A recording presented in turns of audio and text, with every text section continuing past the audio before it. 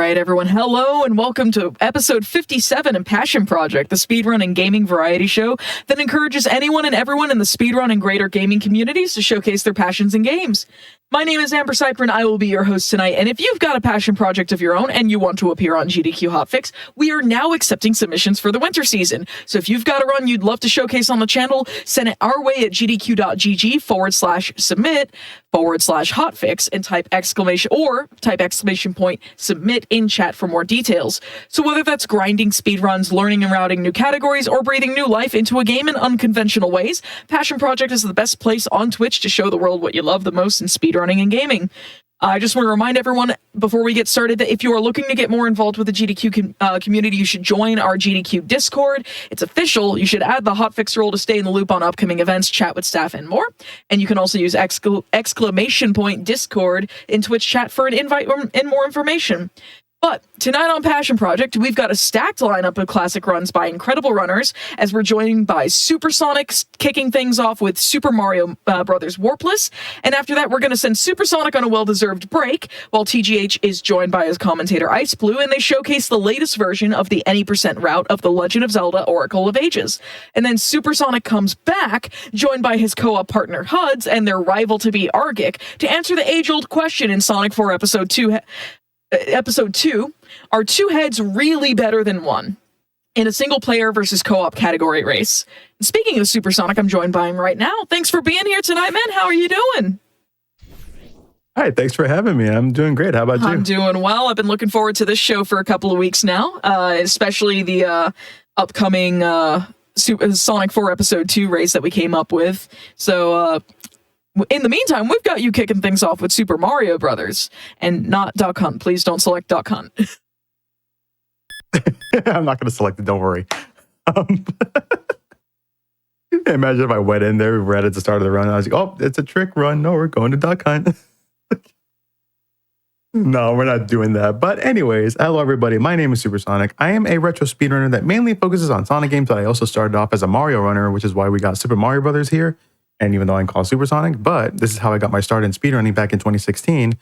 So we're going to be running through the Warpless category today, or tonight, because it's nighttime. I'm so used to like playing in the daytime, so it's like very rare I'm on the night. But with that being said, the timer will begin once I gain control of Mario. So we will get started in 3, 2, 1, go. All right, so, oh wow, okay, I just died at the Goomba. We're off to a flying start here. Great start. That is exactly how it's supposed to go. But anyway, this is 1-1, and instead of dying into the Goomba, you're supposed to go into this pipe here, and then just go right into. Oh, this is going swimmingly already. What was I saying again? Oh yeah, Super Mario Brothers. This is a classic game. Came out in 1985, in which I wasn't even born yet. I was born 2 years after that. So this was the very first video game I played as a child, and like my dad got me into playing this game, and my mom actually taught me how to play Duck Hunt. So ironically enough, this is actually the childhood cart that I'm using. And give me a second here. Oh, of course I'm gonna run into the Koopa. But yeah, this is my childhood card that I've had for the longest time. And like when I was looking into doing some speedruns, this kind of came into mind for a good bit. And there was like some other Mario games as well, like Mario 3. This is not going very well right now. Yeah, Mario 3 was like another Mario game that I played a lot when I was a kid. And, you know, I was watching like Cosmic, Darby, and Andrew G speedrun this game for like the longest time. And I felt like, you know what, I could probably do it. So despite this horrid start right now, you know, I had like a lot of like years playing this game, and like whether it's casually or speedrunning wise. And, you know, it's definitely a special game that's like in my heart whenever I play it. So. So like, yeah, so we're actually. I grew up with this and Super Mario Brothers 3. I played 3 first, and I've had you on for the show for Super Mario Brothers 3 as well. And also, chat should now be hearing me in not surround sound. But yeah, no, I grew up with this, but I also played the Game Boy Color version a lot. I remember like my parents When I finally got my Game Boy Color, I got Super Mario Brothers Deluxe, and my parents would play a 2-player game on the NES, and then I would be kind of like racing them by playing the Game Boy Color version as well. And that was a lot of fun. Have you ever played Mario Deluxe? Have you ever run it? I never ran it, but I did play it casually quite a bit. That was actually, I think it's either the second or third Game Boy game I ever owned. Oh, wow. Yeah, because I had, my very first Game Boy game was Super Mario Land. This was like back in 1999 when the Game Boy Color was around. And I remember this was like around 6th grade, and I won a spelling bee at my school. So then my dad was all like, hey, what do you want for your victory? And I told him I want a Game Boy Color. So he took me to Toys R Us. He got me a Game Boy Color with Super Mario Land. And then like shortly after, I ended up getting Pokemon Red as my next game. And then Super Mario Brothers Deluxe was the next game after that. Oh, you started with Red. I started with Yellow. That was my first Game Boy game.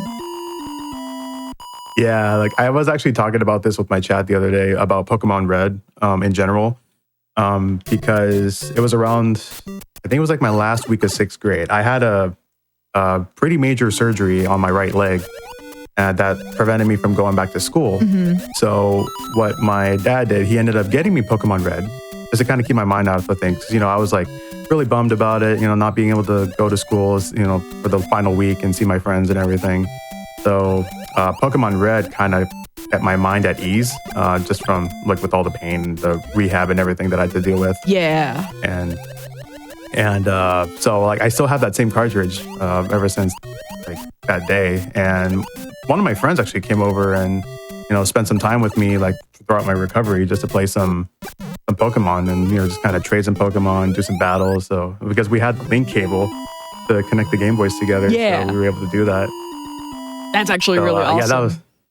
That's a very sentimental like game for me. And then, you know, shortly after I ended up getting Mario Deluxe, and I just remember like multiple car rides. I would be playing like this version of the game, and then there was like Lost Levels as an unlockable, but they call it for super players. Yeah, Super Mario Brothers for super players.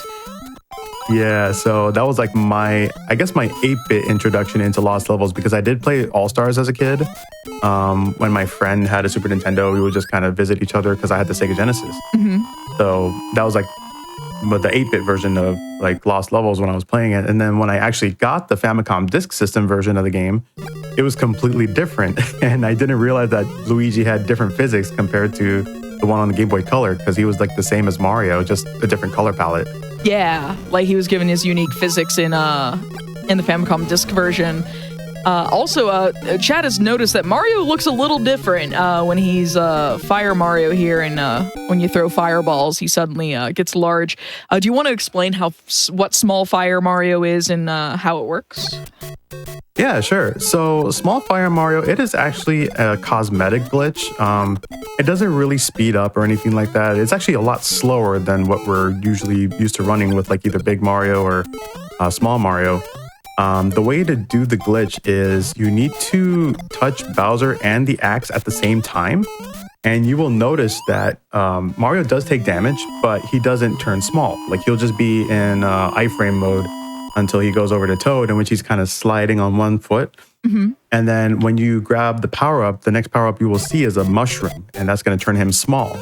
But even if he is small, he's technically big, because they still have like the same properties of like giving him like 1 extra damage. And then when we grab the Fire Flower, you see this state right here, Small Fire Mario. So which gives him like the luxury of being small as well as like having Fire Flower. And the only drawback is you cannot break bricks in this mode, because like Small Mario cannot break bricks. And if I end up dying, it's going to revert me back to regular Small Mario. So I would have to redo the glitch again. So essentially, I need to keep this glitch like throughout the remainder of the run. But like having the smaller hitbox does have its advantages. Mostly because like when you shoot the fireball, you'll see like 1 or 2 frames of Big Mario showing up. That's because there isn't really an animation in the game to show that Small Mario can actually throw fireballs. So they just have like a frame of Big Mario showing up. So it looks like half big, half little. But But whenever you shoot the fireball and you see like the big Mario sprite show up, that will not affect the hitbox in any way. So I can actually like snipe enemies from underneath, or I can like, you know, just jump into a ceiling and then shoot fire, and it doesn't look like I'm like, here, I'll do it right here. There we go. Something like that. So it's like his head is like inside the ceiling, but you know, it doesn't really do anything. It's just all cosmetic, really. Right. Like your hitbox stays as small Mario. It's the best of both worlds. You get the flexibility of small Mario's hitbox with the added benefit of being able to mow down enemies in front of you with the fireballs, which is really neat and especially helpful in water levels, the couple of water levels you have to do. Yeah, so there will be like once I get to a water level again, if I still retain this power up, I will show off the like hitting the enemies from underneath. It looks very silly too. Oh yeah. It looks like they're supposed to take damage, but it's really not. It looks really cool, but it's more so for like, you know, showing off in the marathon or something like that. But in terms of like getting a PB in this category, you need to be Big Fire Mario for that, because it is a lot faster. You don't have to grab an extra power up for it. And then, of course, like with Nifsky, who's like the current world record holder for the warpless category, like his time in this category is like, at the moment, it seems unreachable because he's in the 18-4X range. Oh, God, yeah. Yeah, so he's like the first 18-4X runner right now for this category. Everybody else, like in the top 10, has like either anywhere between low 1850 or high 1850. My current PB in this category, I have an 1902. So I'm still like 3 seconds away from the sub 19, but I haven't been grinding this game in a while. Yeah. Like when I got that PB, it was like in 2021, I think. Wow. So What it's is been time? a good minute. It just doesn't exist. God. Because like God, what date was it exactly? It was I got a Facebook. Yes, I'm old enough to still be on Facebook, and I only keep it for a couple of people, but I recently got one of those like those Facebook memory posts like, hey, X amount of years ago this happened, and if I go back, it was apparently what was the date of my first show? December 2nd, 2020, where I posted about the first episode of my old show, Never Before Seen, on GDQ's here on the GDQ Hotfix, and where we had BS Legend of Zelda, or Broadcast Satellite Legend of Zelda, and Zelda Phantom Hourglass. That was by Ice Blue, who's going to be commentating the next run with TGH, and Phantom Hourglass was being run by Shasta, who's now a showrunner for Do All the Things. And I'm just like, wow, that's 5 years of Hotfix, and like we're in year 6 now. It's 10 days into year 6, and I'm really looking forward to like all the nonsense, all the silly things that I'm gonna like be able to bring on, and all the folks who have run for me between Never Before Seen and Passion Project and everything in between. It's like I'm just very grateful, and like the passage of time is not real. It does not feel real at all. Like I was like I'm 32 now. I still remember last time I had, or the one time, I've had Link to the Past on a couple of times, but when I had former showrunner Adef on doing a Breath of the Wild randomizer, goal randomizer for me, we were talking about like, Zelda games that we liked or have played or haven't played or whatever, and I'm out here like a Link to the Past and OOT hater, and everyone's like, of course, someone who's young would not like, who didn't grow up with A Link to the Past or in the era of A Link to the Past and Ocarina of Time would hate them. And it's like, no. Thank you for thinking I'm younger than I am, but no, I grew up in the age for both of them, and I'm not a fan. They're very important games, very monumental and historical for the series. Like without those games, the series, we wouldn't have Oracle of Ages. We wouldn't have what's happening with like Oops All Zelda this weekend, by the way. Oops All Zelda 3 is coming this weekend. Schedule's been revealed on social media. You should go check that out. It's going to be sick. And I'm not just saying that because I'm in it. Yes, I run a Zelda game. But it's got a stacked lineup, and just You're running. Are you running for it? Am I losing I am, it? yes. Yes, I okay. am also a Zelda runner, believe it or not. Are you doing Z2?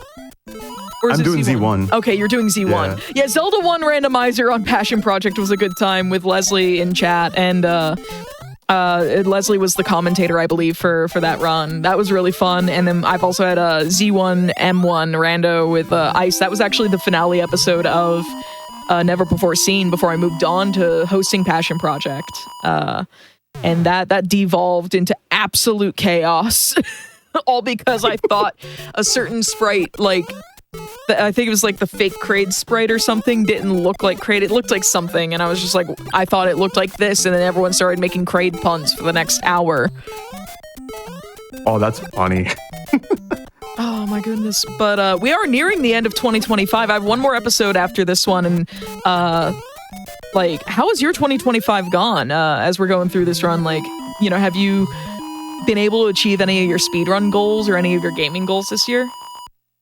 Well, the one thing that comes to mind is being able to open SGDQ 2025 this year on my birthday week. That was probably the highlight of the year for me. That run was sick. I loved that run. Like, the pop-off I had in the final boss was, like, in the crowd was just, like, absolutely incredible. If y'all have not seen the opening run for SGDQ 2025 this year, go to our YouTube. It's youtube.com/gamesdonequick, where you can catch up on past Hotfix shows, special events, and namely, in this case, GDQ marathons. Go find Sonic the Hedgehog 2 by Supersonic, by this man right here. And go check that run out. It was so sick. It was very fun. The commentary was great. The couch was a fantastic choice. And the final boss, like, was incredible. I like, what a pop-off. Oh my god. Like, it was so cool.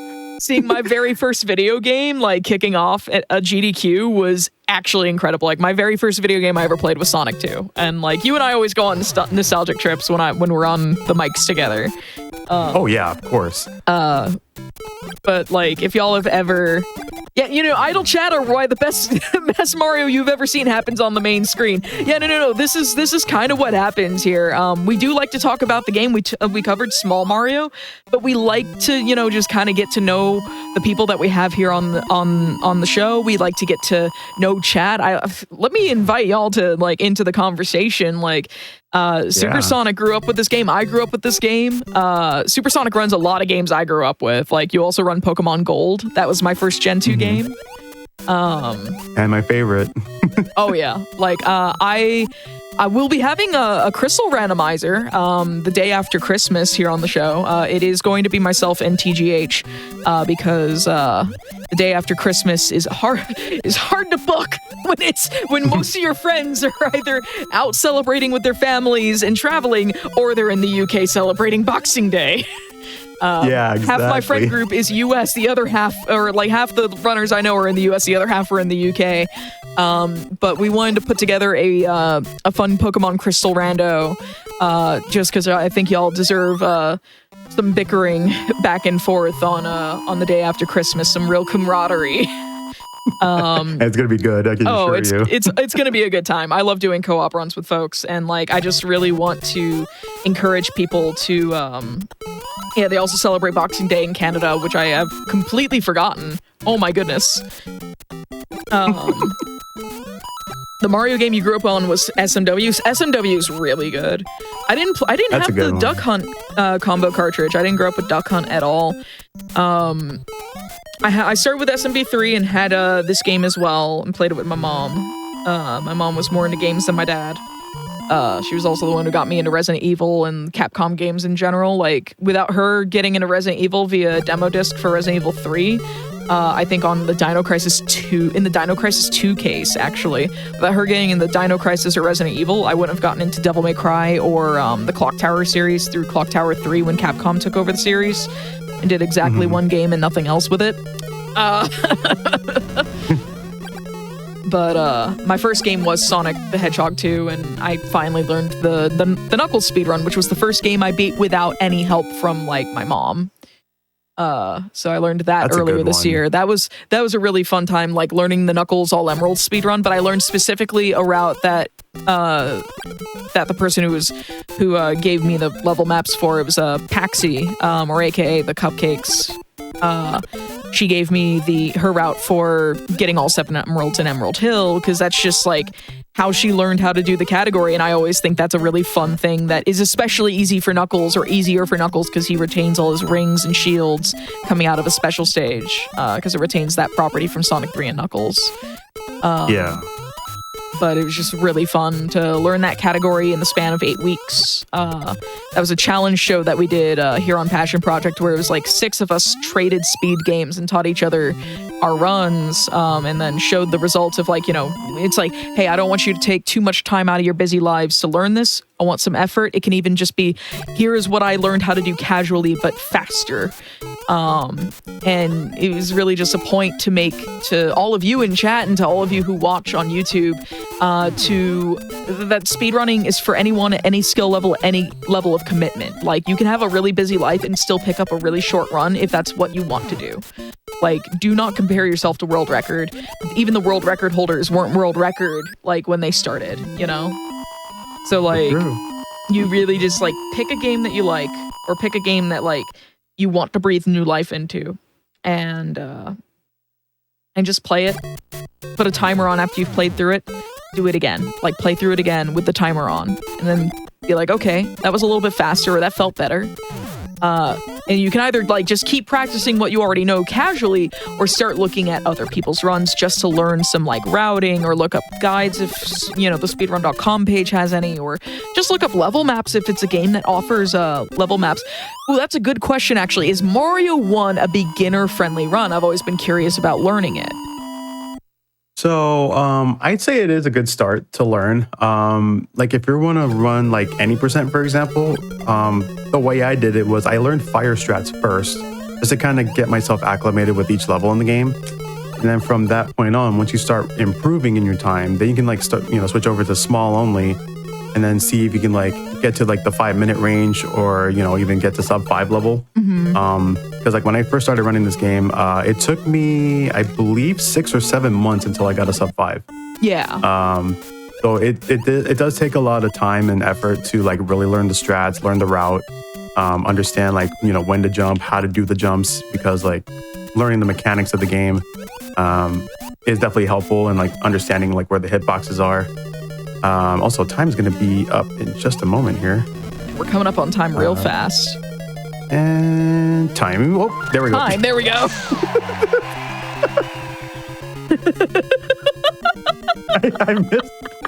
I missed the axe. Mario's like, sorry, I tripped. Oh my goodness. That was really fun. I love doing the nostalgia trips with you, and we're not going to get to talk as easily when you come back after Oracle of Ages later tonight, because you're going to have to be doing a lot of communication with your co-op partner. But do you have any Mario-related shout-outs that you'd like to make before we send you on break for the next, like, hour and 30 minutes? So, first off, I want to give a huge thank you to Amber for having me on the show. It's always a pleasure and a blast to be on here and just kind of reminisce about, like, nostalgic things. I also want to give a shout outs to the Mario community, like Cosmic, Andrew G, Darby, and, like, they were the ones that got me into speedrunning and got me inspired to try this out. Also to, like, the new crop, like Nifsky, Nebula Composer, who else? Errol, like, there was, like, other people too. I can't remember their names off the top of my head. There's, like, so many of them, and they're all young too. And I'm an old man, so it's like I'm trying to keep up with the youngins here. You're one of my few friends who's older than me. Yeah, I'm nearing 40 in, like, 2 years, so oh my god, I'm getting up there in age. So here's thank you to them. I'll get to more proper shout outs after the Sonic 4 episode 2 run. So absolutely. Thanks again for watching Super Mario Bros. I mean, we had a bit of a rough start in the early going there, but then I kind of got my stride after getting Small Fire Mario, and it was just smooth sailing from there, just kicking it back, Yeah, you definitely hit that stride real good, and carrying a casual conversation like that while doing a really good Mario run, like, after we got the initial jitters out, like, you can't ask for more, honestly. But Supersonic's going to be back in about an hour and 30 minutes, but coming up next is going to be, every run of gray hair, is going to be TGH and Ice Blue, as TGH runs through the newer route of The Legend of Zelda Oracle of Ages. He recently came back to the run and finally had a real PB, like a PB that beat his old route PB from... the last time he ran that game was like 2023, 2022, something like that. But we'll be right back after a short break. But I want to say thank you all for being here. We'll see you in just a few minutes. All right, everyone, welcome back to Passion Project, the best place on Twitch to showcase to the world what you love the most in speedrunning and gaming. We're continuing our stacked lineup of classic runs by incredible runners, and I'm joined by TGH, who has recently picked up The Legend of Zelda Oracle of Ages once again, and we've also got a commentator in tow. This is the one commentator you get tonight, so that's our quota. That's all you get. TGH and Ice Blue, how are y'all doing tonight? Thanks for being here. What's up, everyone? I'm being held here against my will. Being held hostage, as always. Very often when it comes to Zelda runs, I always hold Ice Blue hostage for commentary. But thank you very much for having me. Hi, I'm TGH. What's up? I speedrun a lot of 2D Zelda. Recently came back to Oracle of Ages, just like Amber said. I ran this back in 2021. And a briefer stint back in like 2018. Basically, I've come back to this game like 2 times. This being the second. And was yeah, it I've been really having a lot of fun. 2021? Yeah. I thought you left it in 2022 or something, or 2023. My Ages PB is 2021. All right, Yeah. we are we're out here. Like I said, the passage of time is not real. Sorry. My previous Ages PB was 2021. I did PB just the other day, like actual PB, because you did in fact pre-B. There's a pre-B. Yeah. TGH with the classic English. Yeah, let me just hard reset real quick. We're gonna get started with this run pretty soon. This is any percent. But first and foremost, I'm gonna do some RNG manipulation. In fact, like the first 10 minutes or so of this run is RNG manipulated. I've already started, as a matter of fact. So yeah, I guess we'll start the run and then we'll get into what exactly is going on with this. So 3, 2, 1, go. Sorry. My bad. I forgot about the message text speed. All right. 3, God, here. 2. All right, here we go. 1, go. All right. Luckily, that doesn't change anything about the minute. But basically, RNG manipulation is not only possible in this game, but very prevalent throughout the run in a lot of different places. So the way RNG works is, so for instance, like these screens right here, as we go through the start, RNG is not rolling because there's nothing random happening at all. Only when something random happens does RNG roll, for the most part, generally speaking. So, and luckily, I actually have a tool at my disposal, which lets me control the RNG and also see where I am in the RNG, and that's my sword. So whenever Link swings his sword, and I guess I'll get to this sooner rather than later, right? Whenever Link swings his sword, he'll make a high, a mid, or a low-pitched sword swipe sound. And I can use that to my advantage. I can use that to see, where exactly I am in the RNG, because that is determined by the RNG and it also rolls it forward. So I can both see where I am and manipulate it myself. So I'll be doing a lot of that. In this opening section of the run, I'll be manipulating for 305 rupees total, and a level 2 power ring, and which is supposed to be random, but it's not because we manipulate it in the advanced shop. And a fast Genie room in Dungeon 1, which is less important, but I like to continue it till then. But yeah. So another thing. Can I ask an important question first? Sure. Hey, chat. Question for y'all. Who's better, Nehru or Den? Oh God, That's here we such a go. tough question. Can I say I like them both and not have you get mad at me? No. Nehru then. I'm going with whoever is in. It's Din in Seasons, right? I like it's Seasons Din. more. Yeah, it's Din in Seasons. According to Amber, this is Seasons. Oh my god, I have spent the last 2 weeks calling this stupid game Oracle of Seasons repeatedly. It's like, hey, you want to get some Seasons practice in, Jay, before Passion Project? You mean ages, It's like, right? God, I'd love to practice. I'd love to practice Seasons, but relearning a whole other game from basically scratch again is going to be hard by this weekend. Okay, Chad, you can't say both. You have to pick one. That's the rule. We got a poll in chat right now for anyone who, if you're on mobile, take a look. You might need a refresh, but we've got a poll of who's better, Nehru or Din. It's 50-50 right now. And also, what is our goal? The basis of this entire run, by the way, is to obtain the Tune of Ages as fast as possible, and it's the last item that we need to perform arbitrary code execution. Now, you may have noticed on the file select screen at the beginning of this run, it was a seemingly random string of Japanese characters, and that is very, very important and allows us to end the run without having to do the final boss or anything like that through arbitrary code execution. Unlike Seasons, which its any percent is very, very funny with a lot of rooster Shoutouts to cuckoo roosters. things. Yeah. Yeah. But the primary category for Seasons is all essences, where you actually do fight a final boss and everything. Here, we're not doing any of that. We do finish. We don't need to finish dungeons unless it's necessary to set certain flags for progression.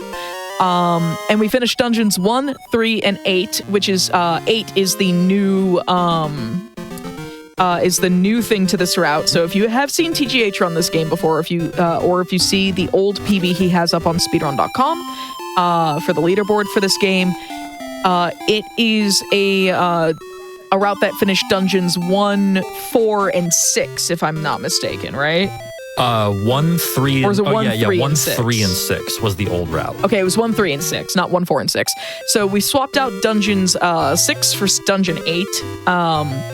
You can finish dungeon 6, 7, or 8 to unlock the Possessed Nehru fight. It is a relatively recent development to finish dungeon 8 in real time instead of dungeon 6 like the older routes did. This is because of a real-time attacker RTA setup for a pit walk that is awful being found by SBD. Overall, this newer route saves somewhere between 4 and 5 minutes compared to what TGH ran back in 2021. Yeah, so basically, big shout-outs to SBD, but also, why would you do this to us, SBD?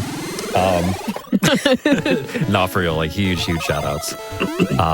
SPD is also the same person that found the biggest and probably the most flashiest and cool skip in D4. Yeah. Just so we can get this, is it the switch hook, right? Switch hook, yeah. Yeah. Yeah, so we, like Amber said, we only finished 3 dungeons in the run, but we do visit dungeons 2, 4, and 5 for their items specifically, and then we leave. Basically, we don't need to finish really any dungeons as a requirement for the arbitrary code execution. We just need the items to be able to perform it. Also, I'm going to ask for some silence here so I can listen to some sword swipes. And it should be good. Listening for 4 mid slashes there. After some high slashes. So to give a little bit more talk about how RNG works, so each time enemies move, RNG starts advancing and things like that. And in each screen transition, it's what is it? RNG advances 256. Is it 255 or 256? 256. Oh, 256. Yeah. Sorry, 255 is, I'm thinking I'm out on Genesis out here. All right. So no, it's 256. Hold on one second. So if you need a get rich quick scheme, here it is. There you go. And we're going to slash 4 more times here as well for the ring in the advanced shop to be an L2 power ring, which doubles my sword's output, but also doubles the amount of damage I take from enemies. So it is kind of a risk-reward thing. I will be taking it off and putting it on as necessary.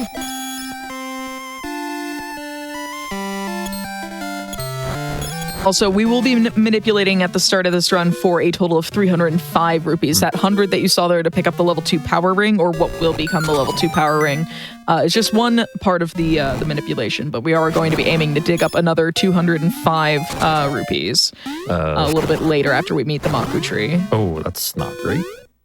That is definitely not great.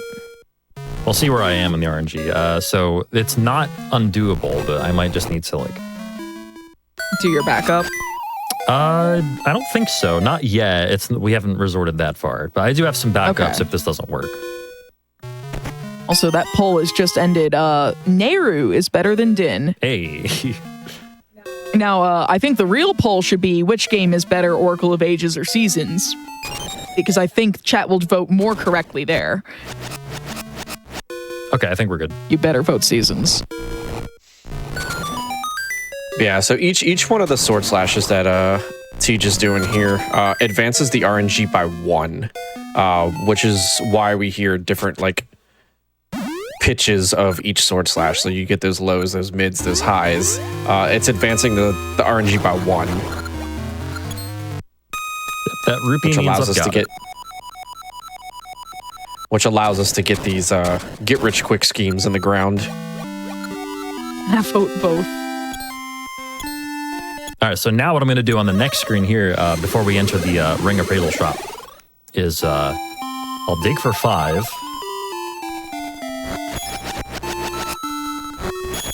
Slash 9 times dig, slash 3 times dig. And now we have our 305 rupees. And that is all the rupees we need for the run. The way rings work, by the way, is that after you get them, you have to come here and appraise them. Only then can they be worn and used. So, yeah, we just basically... and our first ring appraisal is free. So thank you to... I forget his name, but thank you. Whoever. Vasu. Vasu, yes, that's it. That's it. Okay. I'm seeing folks saying I'm an Aegis fan. Seasons is good. I like Aegis more. Okay. I like Nehru's I can blue hair. understand... You like Nehru's blue hair? I do, yeah. I think Seasons is the better game, largely because it has a much more tolerable soundtrack. What do you No, mean? this You don't like soundtrack Crown is Dungeon? perfect. What are you talking about? You are going to hear me rag on, especially once we get to Dungeon 8, you're going to hear me rag on this game soundtrack. I'm sorry. I don't know what they were thinking. Link's Awakening is also a valid answer. Link's Awakening was my first 2D Zelda. Okay, It's a Amber, very Amber, good Amber. LADX But, like, specifically what? who What? over at Capcom Studios approved Crown Dungeon? More like Frown Which one is Dungeon. Crown Dungeon? The D5. Oh God, I don't remember. It just sounds like it's a. Oh, God. It's Discord ate the half of music that. sounds like Yeah. it's crying for help. That's how bad it is. Yeah. I like D4's music in this game a lot. I think it is the best. D3 is fine. D4, I think, is the bop in this game. See, Whereas, the like, I reason think Seasons is Seasons- better is it has Unicorn Cave. It has just consistently better music. It's Dancing Dragon. Like, yeah. It has and- Dancing Dragon. Like, the main thing that I hate in Seasons is just Fire and Ice. Like, the Fire and Ice. Oh, Sword and Shield. It's D8's music is atrocious, and Aegis is somehow worse. It's like, welcome to this Oracle of Ages speedrun where we just talk about how much better Seasons is. Yeah, pretty much. But I mean, I'm starting fights in chat, okay? Welcome to Dungeon 1, by the way, where health is going to be very important resources. It generally is throughout the run, especially with the level 2 power ring equipped. yeah, which we will have on throughout like this entirety, the entirety of this dungeon. The drawback of the L2 power ring is that you also take double damage. Is that right? Yes. Or am I Yes. like... Yeah, you okay, take I was double like, damage I'm from not enemies, yeah. imagining this. So... That is basically what's like this is a very basic like Zelda 1 or not Zelda 1 dungeon. It's like baby's first Zelda dungeon because it is dungeon 1. You didn't see that. It's fine. You showed that wall who's boss, all right. TGH1, into- wall 0. It's true. As we get out of dungeon 1 though and go to enter dungeon 2, we do have to worry about the pit walk now. Earlier on in chat, someone was like, is a pit walk like A Link to the Past hovering? No. Not quite. It is worse. I would argue it's worse than hovering. It's worse. As a hover in Link to the Past, it's worse. So hovering in Link to the Past is sort of like a rhythmic mash, but like it can be made consistent if you have a decent controller for it, I guess. This is just like, you need to know exactly when your game is going to unpause, and I just got off by that. Nice. Like, you need to know exactly when your game is going to unpause, and it's basically like you need to pause buffer frame perfectly. And this is not like Link's Awakening DX, where you can pause buffer frame perfectly by just holding start. You have to actually press the buttons to open the save and quit menu, and you need to do it 4 times in a row.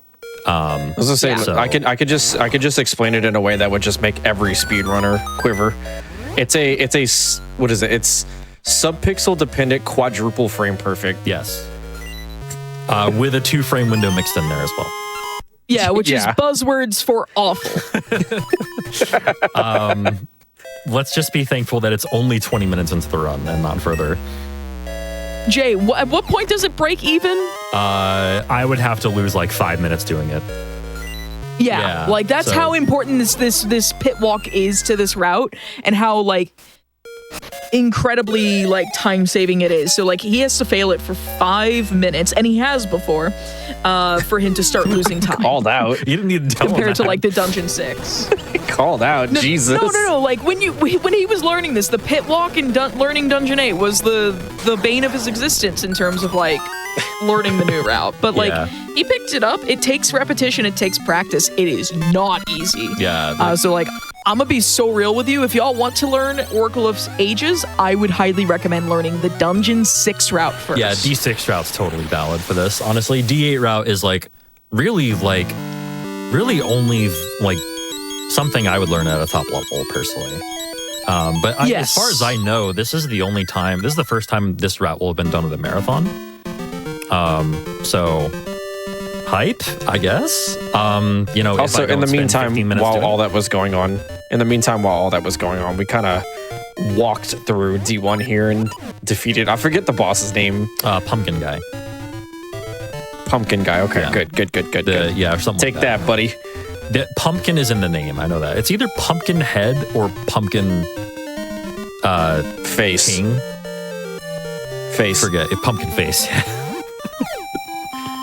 Exactly. So we're just gonna enter here for a save and quit point, because we're gonna be basically going and doing stuff in the mysterious forest, and then coming back and getting the harp of ages.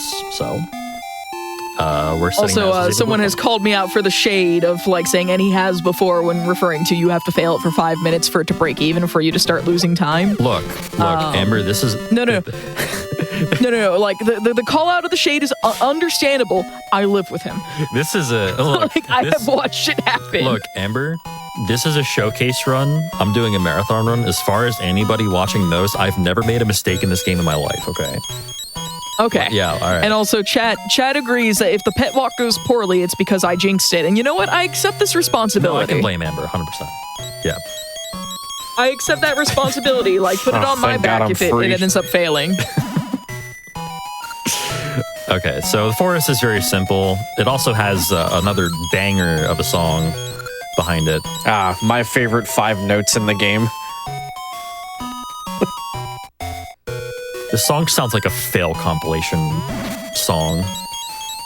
Like Yeah, no, this belongs, like, you have a YouTuber use this, Yeah. like, as things go horribly wrong repeatedly. Like, I want to see someone's, like, Minecraft 100 Days video where it's just, like, repeated, like, failures to, like, roll mending books on villagers. Just have this playing in the where background. they're getting owned please. by baby zombies.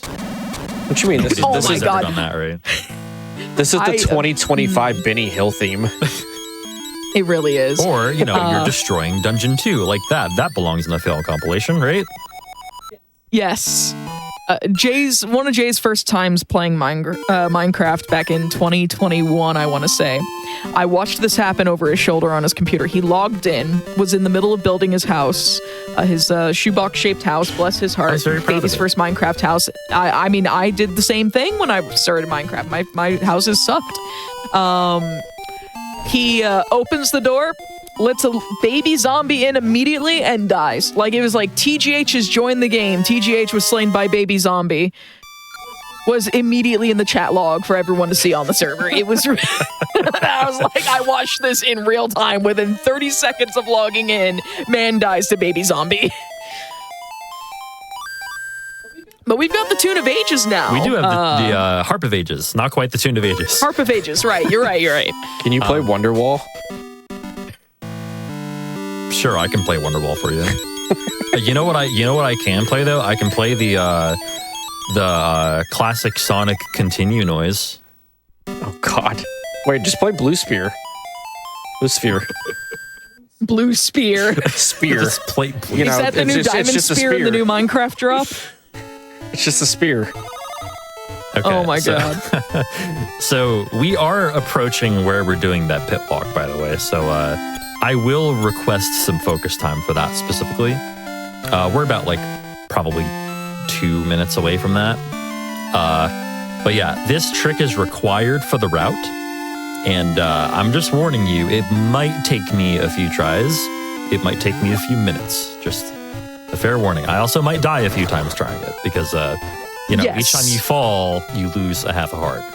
And also, I have moblins shooting at me the whole time, probably. So, yeah, did I mention that? Did we mention Oh yeah, that? there's a real chance. I have watched you succeed a pit walk and then immediately get shot back into the pit by the Yes. moblin. Yep, that's happened. And then have to do it all over This- again. That's the screen, by the way. I've already been shot by a moblin. That's not a good sign. Yeah, we just walked by the screen that we do it on. Block that. We're also going to buy So a shield here. Minor point. So reasoning for this trick to like why it's required for this route, we need to skip a cutscene that happens here when you get like mystery seeds, and we need to keep that cutscene there. And by doing this pit walk, it leaves the cutscene intact there, so we can come back later and activate this cutscene, so we can get put into a certain state, and you'll get to see like what kind of state this what it allows us to do coming up very soon. All right, here we go. Attempt number 1, not good. Nope, I keep pausing too early.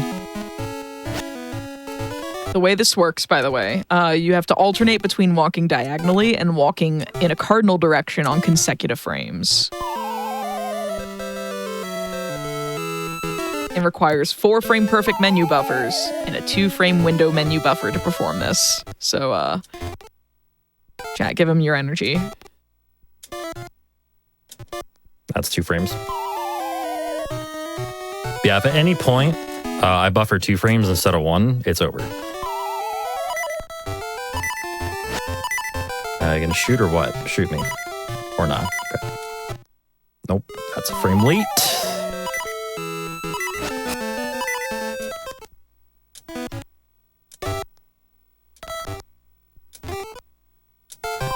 Okay.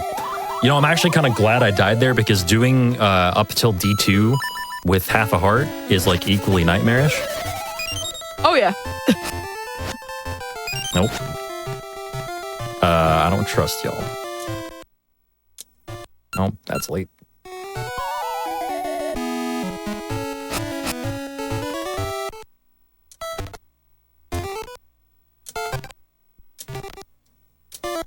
Oh, I don't think I was ever in a position anyway for that. Shoot me. Nope.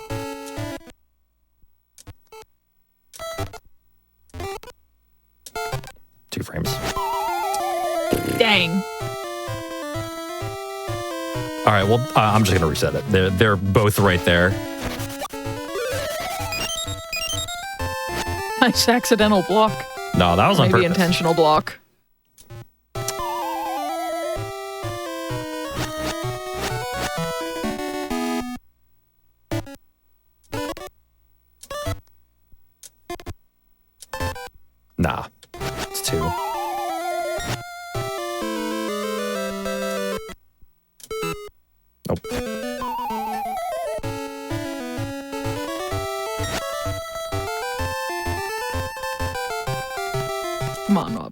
sense.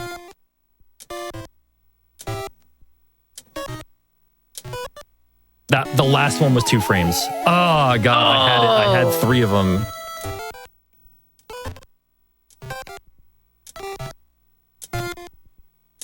Nope, that's 2. That's just a little unfortunate.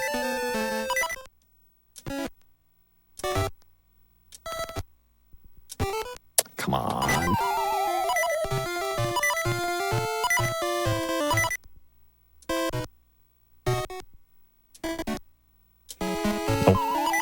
All right. Yeah, like I said, this is the toughest trick in the run by a lot. So. Oh yeah, it's not even it's close. not even close. Nope.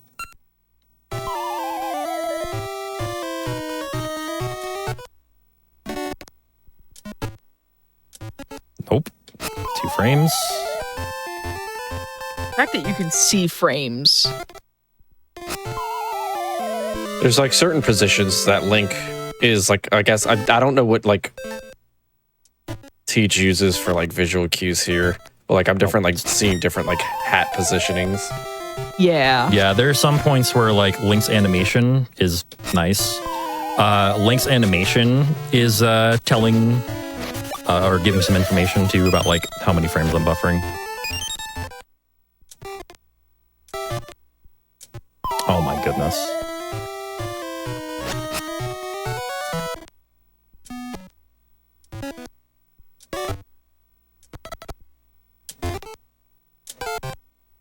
There we go. We got it. Yes. Nice. All right. So You know what's bad? First try. This is still faster. This is still faster than the yeah. D6 route. It's still far faster than D6 route, even with that many mess ups. So yeah, it's possible to trap, by the way. Yeah, just like the fact that like you have to press the pause button like 1 frame after it like fully unpauses each and every single one of those times. Yeah, granted, you do have 2 buttons to do it with. You have the start and select button to do it with, but it's still extremely difficult. It's probably something I'll never be consistent at. Yeah, and you use Game Boy Interface, which is an alternative software to the Game Boy Player software. He does do these runs on hardware. And he maps his start and select to L and R on the Game Boy Advance SP, which he uses to run this game. He uses it like connected to the GameCube and everything with the like proprietary cable. I'm just sitting here, like I'm across the room from him, which is why sometimes I might leak over on his mic, and I can just hear him wailing on these L and R buttons, these poor L and R buttons. Just click, click, Just click. smack. Yeah. Yeah, if I can get to a point here where I'm not mashing anymore, I'll show you the controller that I'm using. It is in fact not a controller at all. It's a whole console. It's a whole console. Yeah, when Nehru starts laughing here, I can show y'all. There we go. It's there it is.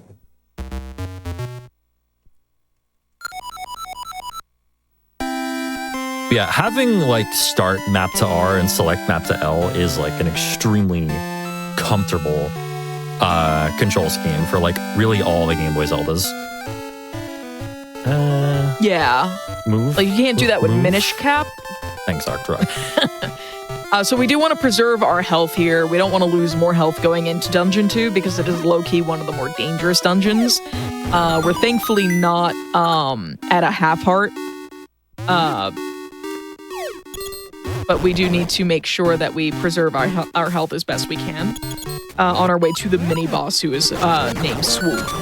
Shout out to Swoop. Bruh. Oh no. Yeah, one thing about both like Oracle's games and or both of the Oracle's games really is that the music is very ad-libbable. Oh, nice hard drop. Thank you, Rope. Appreciate that. Kind of huge, actually. Bruh. But yeah, the goal is to go into the mini boss with at least 2.5 hearts, because the best RNG on Swoop basically damages you for 2 hearts. We'll explain it when we get there. Yeah, we did save and quit there to be able to bring ourselves back to the entrance of the dungeon. If we can get a heart drop off of an enemy, that would be or anything really would be fantastic. Cool. We got another nice one. hard drop. We got another one right after I took more damage. Sat there and had to summon it. Speak it into existence. Okay, well, that heart's just stomping me, and I also Yeah, have to that was cycle. just Okay, like cool. goodbye forever. That's fine. That's fine. All right, listen, It's doing game. it to spite you now. Oh, nice fairy. Okay, well, fairy. we Nice can do that to me. fairy All right. and a hard drop. Oh, did you need health? I've got more hearts. I've got a fairy. That's probably the last heart drop in the entire run you're Oh, going to get, by the probably, way. Yeah, probably. I got you a fairy. I got you a fairy. Even the forced like fairy drop that you get in D8 is not going to be there. Wow. BS RNG there.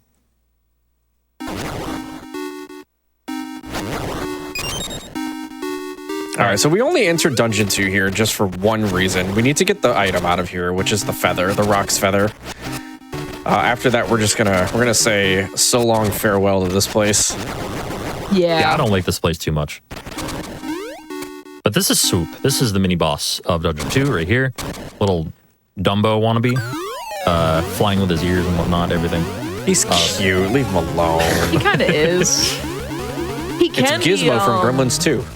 He can be two-cycled with perfect RNG, but we don't manipulate this fight.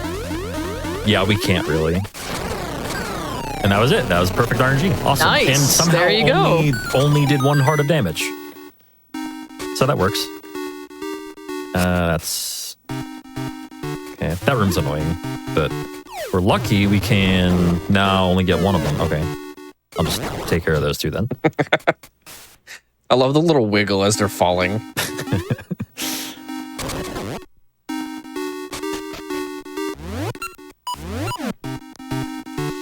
All right, so we're approaching the end of Dungeon 2 here. Well, sort of. Yeah, in terms of the sort of. So we're going to do a hard reset of the console here to be able to refresh the RNG and begin our manipulation for a D2 skip, because we're not going to finish D2 at all. Yeah, no, we're tired of that place already. That place stinks. We're going to leaving. promptly do a trick called D2 skip, which is being Incredible done name. nowhere near D2. But we'll explain why in a bit. But first, I'm going to do something called the text warp here. So I'm going to activate a text box on the same frame that I leave this house. And we're going to end up in this house. 1 second. And we're also doing RNG manipulation here. Help, we're Because, stuck. yeah, we're stuck in this tree. Just kidding. This like-like's going to grab us. Because we RNG manip for that. But we're not done with RNG manip yet. So the active actual D2 skip is a shield-boosted, bomb-boosted jump off of a Moldorm right here that we RNG manip for. So right here, let's see if I can pull this off. That should do it. There we go. Perfect. That is D2 skip right there. You are not supposed to be able to make that jump. And we essentially go backwards through that place and end up here at Rolling Ridge, where we can go back in time and grab Pegasus seeds way before we're supposed to. Yes, and we're also going to be able to get flippers without needing Moosh, who would normally appear after finishing Dungeon 2. This is going to involve a bomb-boosted, shield-boosted jump across a 3-tile wide gap, which is not nearly as bad as a pit walk, let me tell you. Yeah, it's not nearly as bad. Really, all the bomb jumps in this run, with the exception of D4 skip, are like fine, and then D4 skip is like the skip in this run that isn't named the pit walk. It's probably the coolest trick I've ever experienced and seen in my life. It's actually like the most absurd speedrunning trick I've seen in a 2D Zelda.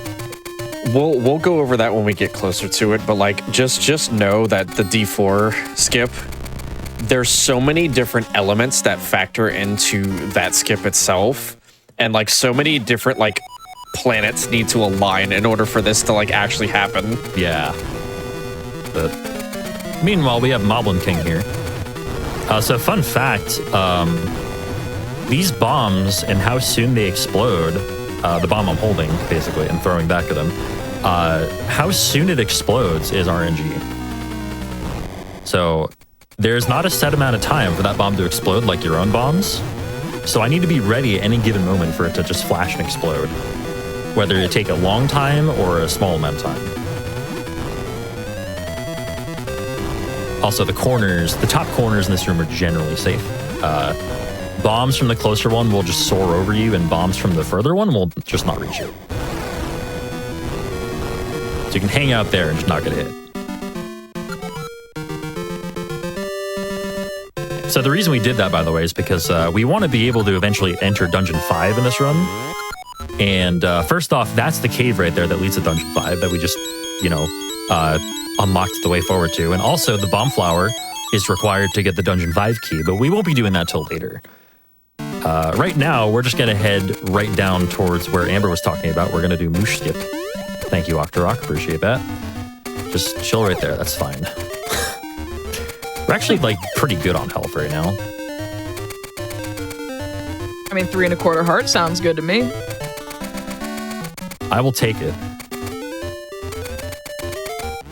All right, so we're going to burn down this tree again. I don't know why it's back. Oh, wait, hang on. There we go. All right, so we're going to use a Pegasus Seed. And normally this screen you need Moosh for, but we're going to use a bomb instead. Hopefully that works. That didn't work. Okay, I wasn't close enough. I couldn't quite get close enough.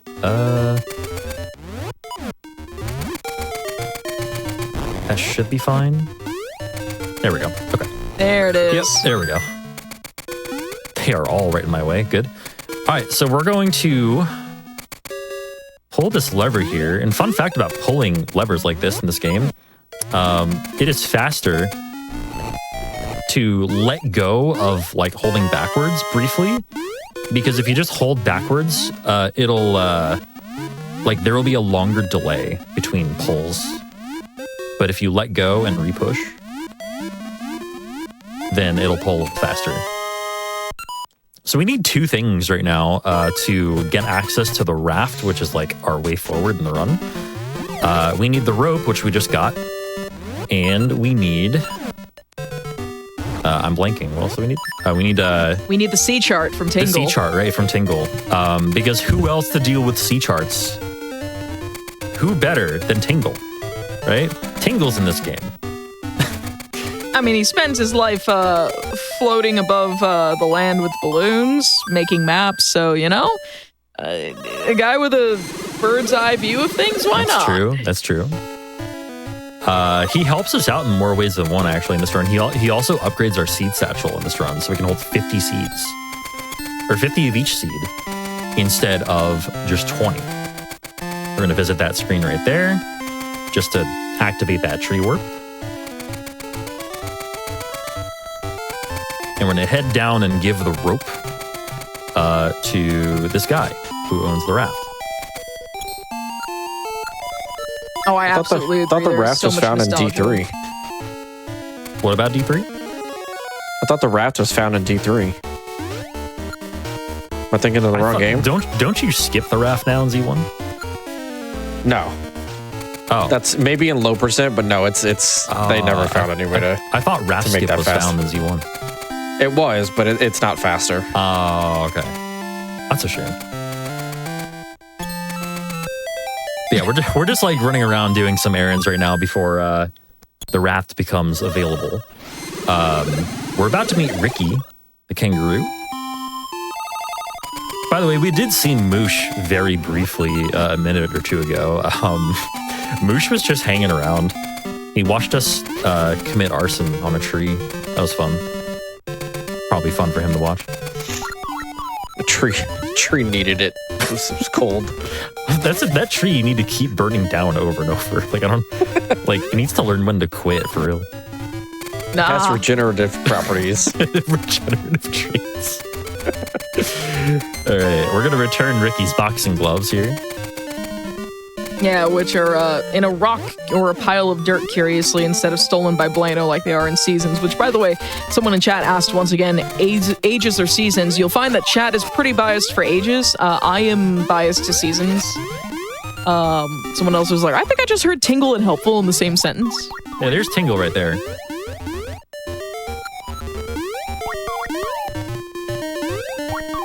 I can't believe they had to censor Ricky's dialogue here. Ice, don't get me started. I can hear it in my brain. It was so bad they had to censor Ricky's dialogue the entire time. Every single time you like hop in his pouch. Did Seasons have the Yes, Seasons had Subrosia. Yeah. I like Seasons better as a game itself, but I think I like Ages speedrun better. I think Ages is a really cool speedrun. Seasons is It's also a cool speedrun. But yeah, I like... Just Ages has some really cool stuff in it. Oh yeah, don't get me wrong. Aegis has really cool tech. I kind of really like Seasons, like, even design-wise, I think I prefer Seasons. Like, I just think the world is... you get 4 versions of the world because of the season, or the True. Rod of Seasons, which is really cool. And then you have the entire subworld of Subrosia. It has a lot more going for it, I think. Also, welcome to Tokay Island. Welcome to Tokay Island. A bunch of thieving jerks. This island stinks. Shout outs to the Tokay. I guess I don't mind them too much, actually. They're cute. I'll forgive them for stealing my stuff. So, I'll steal it back later. Don't worry. Exactly. We're going to be stealing it back. Now, normally you have to do a whole trading nonsense sequence to be able to get all your items back. That being said, we're going to not only dupe the Tokay into giving us our items back earlier than intended, but we're also going to do that by duping one of our items. In this case, it's going to be the shovel. There's going to be a frame in between trading one item for another, because there's a Tokay here who has all of our stuff, or most of our stuff, and is like, hey, I'll give you one of your items back if you give me one of yours. Mm-hmm.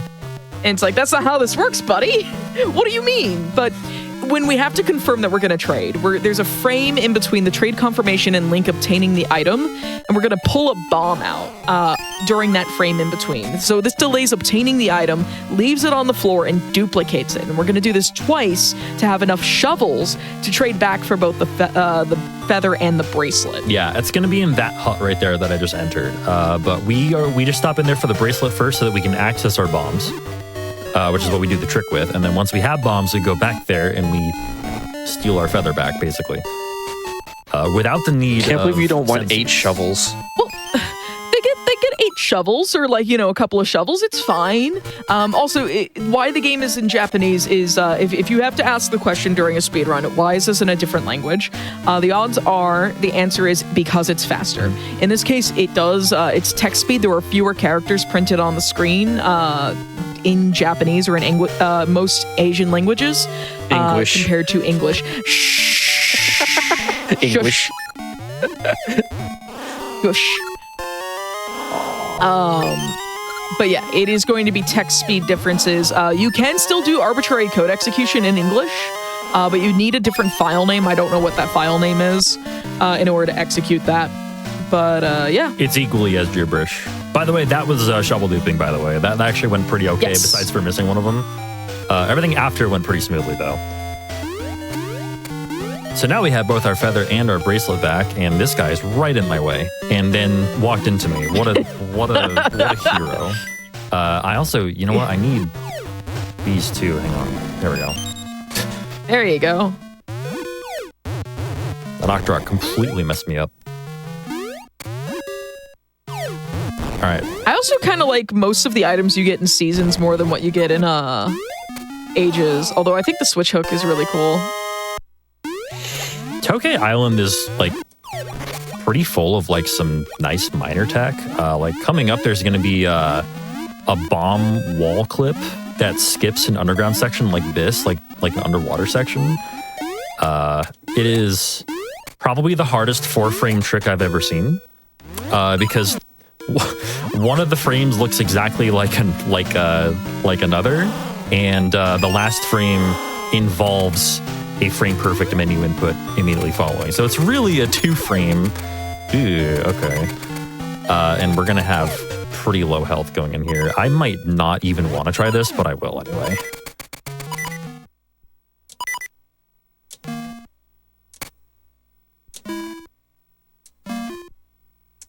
Oh, is this to skip the underwater section? Yeah, I got it. I got the last frame possible. And had to frame perfectly pause to make it work, but we got there. Yeah, so what that was, it's a bomb wall clip in the cave to skip the underwater section. So it's technically a 4-frame window for the bomb throw, but each frame requires a different timing on the jump. And it just uses the blast of the bomb to clip us in just enough to be able to grab the pot so that we don't have to go underwater. So we can pick up the Harp of Ages again. Yeah, and now I get to do this on Quarter of a Heart. Whee! Nice. Okay. Hey! Okay, that works. You know, every time you complain about having health, you're going to speak it back into existence. I just need to keep complaining. All right, welcome to Dungeon 3. Wait, hold on. This is a cat jam.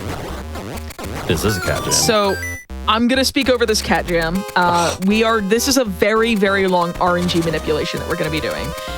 We're manipulating for enemy patterns, the Armos room later on to not be terrible, because you have to fight them with bombs, and we want to move them into particular positions to use as few bombs as possible and to do it as quickly as possible. And we're also going to be getting several Pegasus seed drops throughout the dungeon and on the boss to leave the dungeon with full Pegasus seeds, and also preferably picking up a scent seed along the way. So this manipulation originally went all the way to just the Armos room and then dropped it. Back in 2021, Jay extended the manipulation to be able to get all those Pegasus seed drops, the scent seed drop he's looking for, everything like that. And again, things that advance RNG are the movement of enemies like those Moldorms. Advancing the screen like a screen transition is 256 increments of RNG. Each sword slash is an increment of RNG. So like watching this is normally a very like tedious, difficult dungeon this early in the game, and this RNG manipulation just makes it so much better, so much more tolerable. Yeah, like anybody who's just learning this run, I highly advise that you at least learn the manipulation up to the Armos room. You don't have to learn beyond that, but like the Armos room is much harder, at least in my opinion, than the manipulation is for. Yeah. It's like you can do most of this run without RNG manipulation. This is the one this is one of the few that is very recommended just for your own sanity. Yeah, but ideally we will leave this dungeon with a full bag of Pegasus seeds. That would be ideal. If I don't, it's not a huge deal, but at the very least, we will have a pain-free Armos room. Yes. Pardon me as I focus just a little bit here. Y'all can keep talking if you want to, but like I will probably by be all silent. means. Yeah. I'm letting the commentary breathe a little bit here and there, but Ice, it's been a while since I've had you on. I asked Supersonic this earlier, and we'll get an answer from Jay later. Also, watch this Armos room fight. Hold on.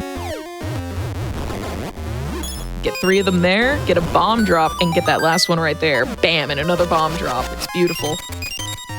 Pick up the key, pick up the bombs, and move on. So we're also gonna fight the floor tiles here. But Ice, we're nearing the end of 2025. I'm sure you had set some sort of goals for either gaming or speedrunning or maybe streaming or just in general. Like, did you manage to achieve any of the things that you set out to do this year? I mean, or did you get any pleasant surprises?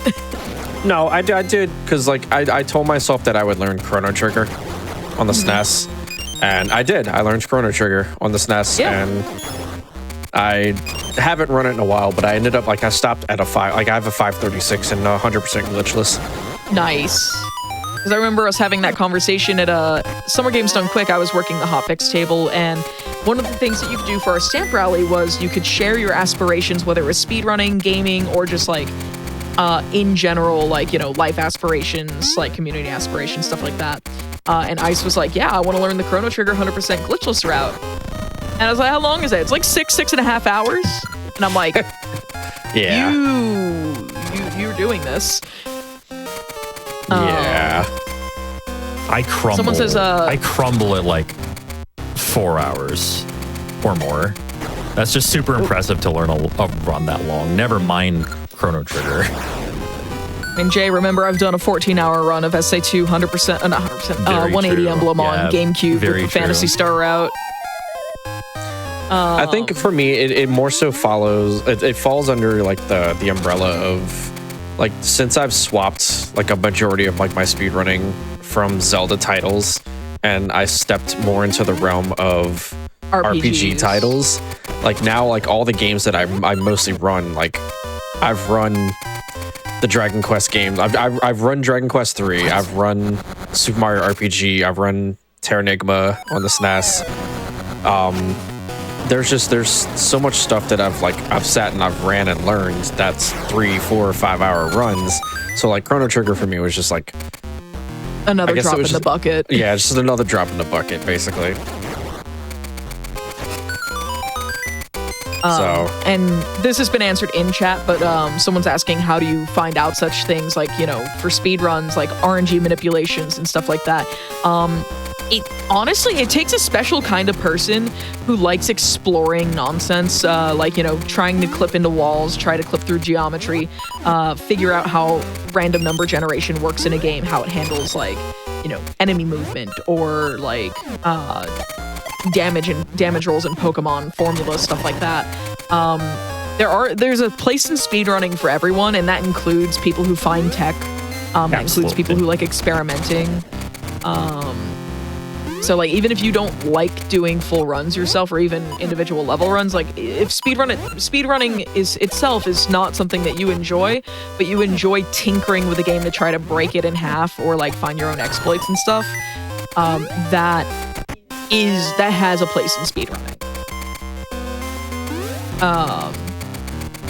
that didn't ruin Manip at all, right? There's nothing that okay, yeah, I was like, there's nothing that shuffles RNG in that run. Oh, No. the seed ran out right there. Ooh.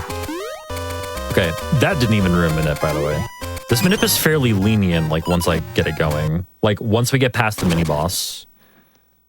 So I should listen for 3 highs right here.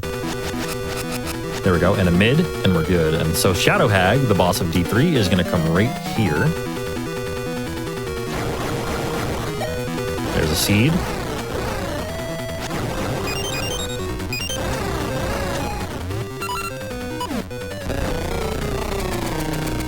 Very We're gonna nice. leave here with 50 seeds straight up. That's such a cool Manipped fight. Also, we are going to be taking our first break here now that we have finished Dungeon 3. So we're going to sit on that question chat about, of the Zelda games you've run, which is your absolute favorite to run? That's for you, Jay, to think while we take our first break. So, Jay, if you want to count us in to pause the timer. Sure. After this cutscene, I presume, or something. Yeah, sure, after the cutscene for. Should be 10 seconds from now. Right after the Maku tree comes and talks. This Shout out cutscene's to the longer than I Uwu remember face it being. Maku tree. The Uwu face Maku tree, by the way. By the way, the only reason we finished D3 is so that Dimitri appears after D3 so we can get off the island. Mm-hmm. And 3, 2, 1, pause. Sorry, I couldn't quite count that in. You're good. All right. We're going to take a wellness break because this is a fairly lengthy run. So this is going to give us our opportunity to get water, stretch our legs, Jay to think on what is his absolute Zelda game, absolute favorite game that he's run out of the Zelda series. All right, everyone, welcome back to episode 57 of Passion Project. Did I get the number right? I'm pretty sure I did. Yeah, I can count 57. I'm joined by TGH and Ice Blue. We're getting back into Oracle of Ages speedrun. We just finished the long Dungeon 3 manipulation. Now we get to get the heck off of Tokay Island. Go ahead and take it away, y'all. Yeah, speaking of getting off the island, I'm going to be a prophet here. This is just an example of how the RNG works in this game. So there's nothing... Remember to count us back in for the timer, by the way. Yeah, I gotcha. 3, 2, 1. No, I'm kidding, though. I'm kidding. But there's nothing on this screen that rolls RNG, so I'll bet you anything that the Octorok on this screen below me is going to be on the lower left, so it'll almost get in my way, but not really. That's my prediction. Okay, we'll see if it comes true. right, I'll count us down. 3, 2, 1, go. Hey, I'm a prophet. Look at that. Wow. Just part of the RNG minute. Just the byproduct of it. I'm not gonna lie, chat. When he started to say, there's a really funny thing about how RNG works, I thought he was about to pick up the controller and just start demonstrating something. I'm like, can we get a countdown for the timer, please? I'm like panicked. No, I was just telling you what I thought was gonna happen I know. on my screen. Also, I know now. Also, hi Dimitri, bye Dimitri. We'll see you in about 30 seconds. Because Dimitri, I'm sure some people in chat will be delighted to hear, Dimitri is going to be our animal buddy for this run. Me purchasing the flute guarantees that. The flute is when you purchase the flute, that's like based on whoever your last interacted animal buddy was, right? Something like that. I'm not going to pretend I know exactly how that works, but I do know that we buy the flute there to make Dimitri our animal buddy, because your animal buddy and like what exactly it is actually determines the layout of this entire area up here. And Dimitri is the fastest by a lot. So but we talk to this guy because that sets a flag for Dimitri to appear in the forest. And then this fairy comes and says, oh, Dimitri has fallen in the forest or something like that. I can't quite read Japanese, but something like, it's been a long time since I played this in English. My God. Is that Dimitri fell in the well?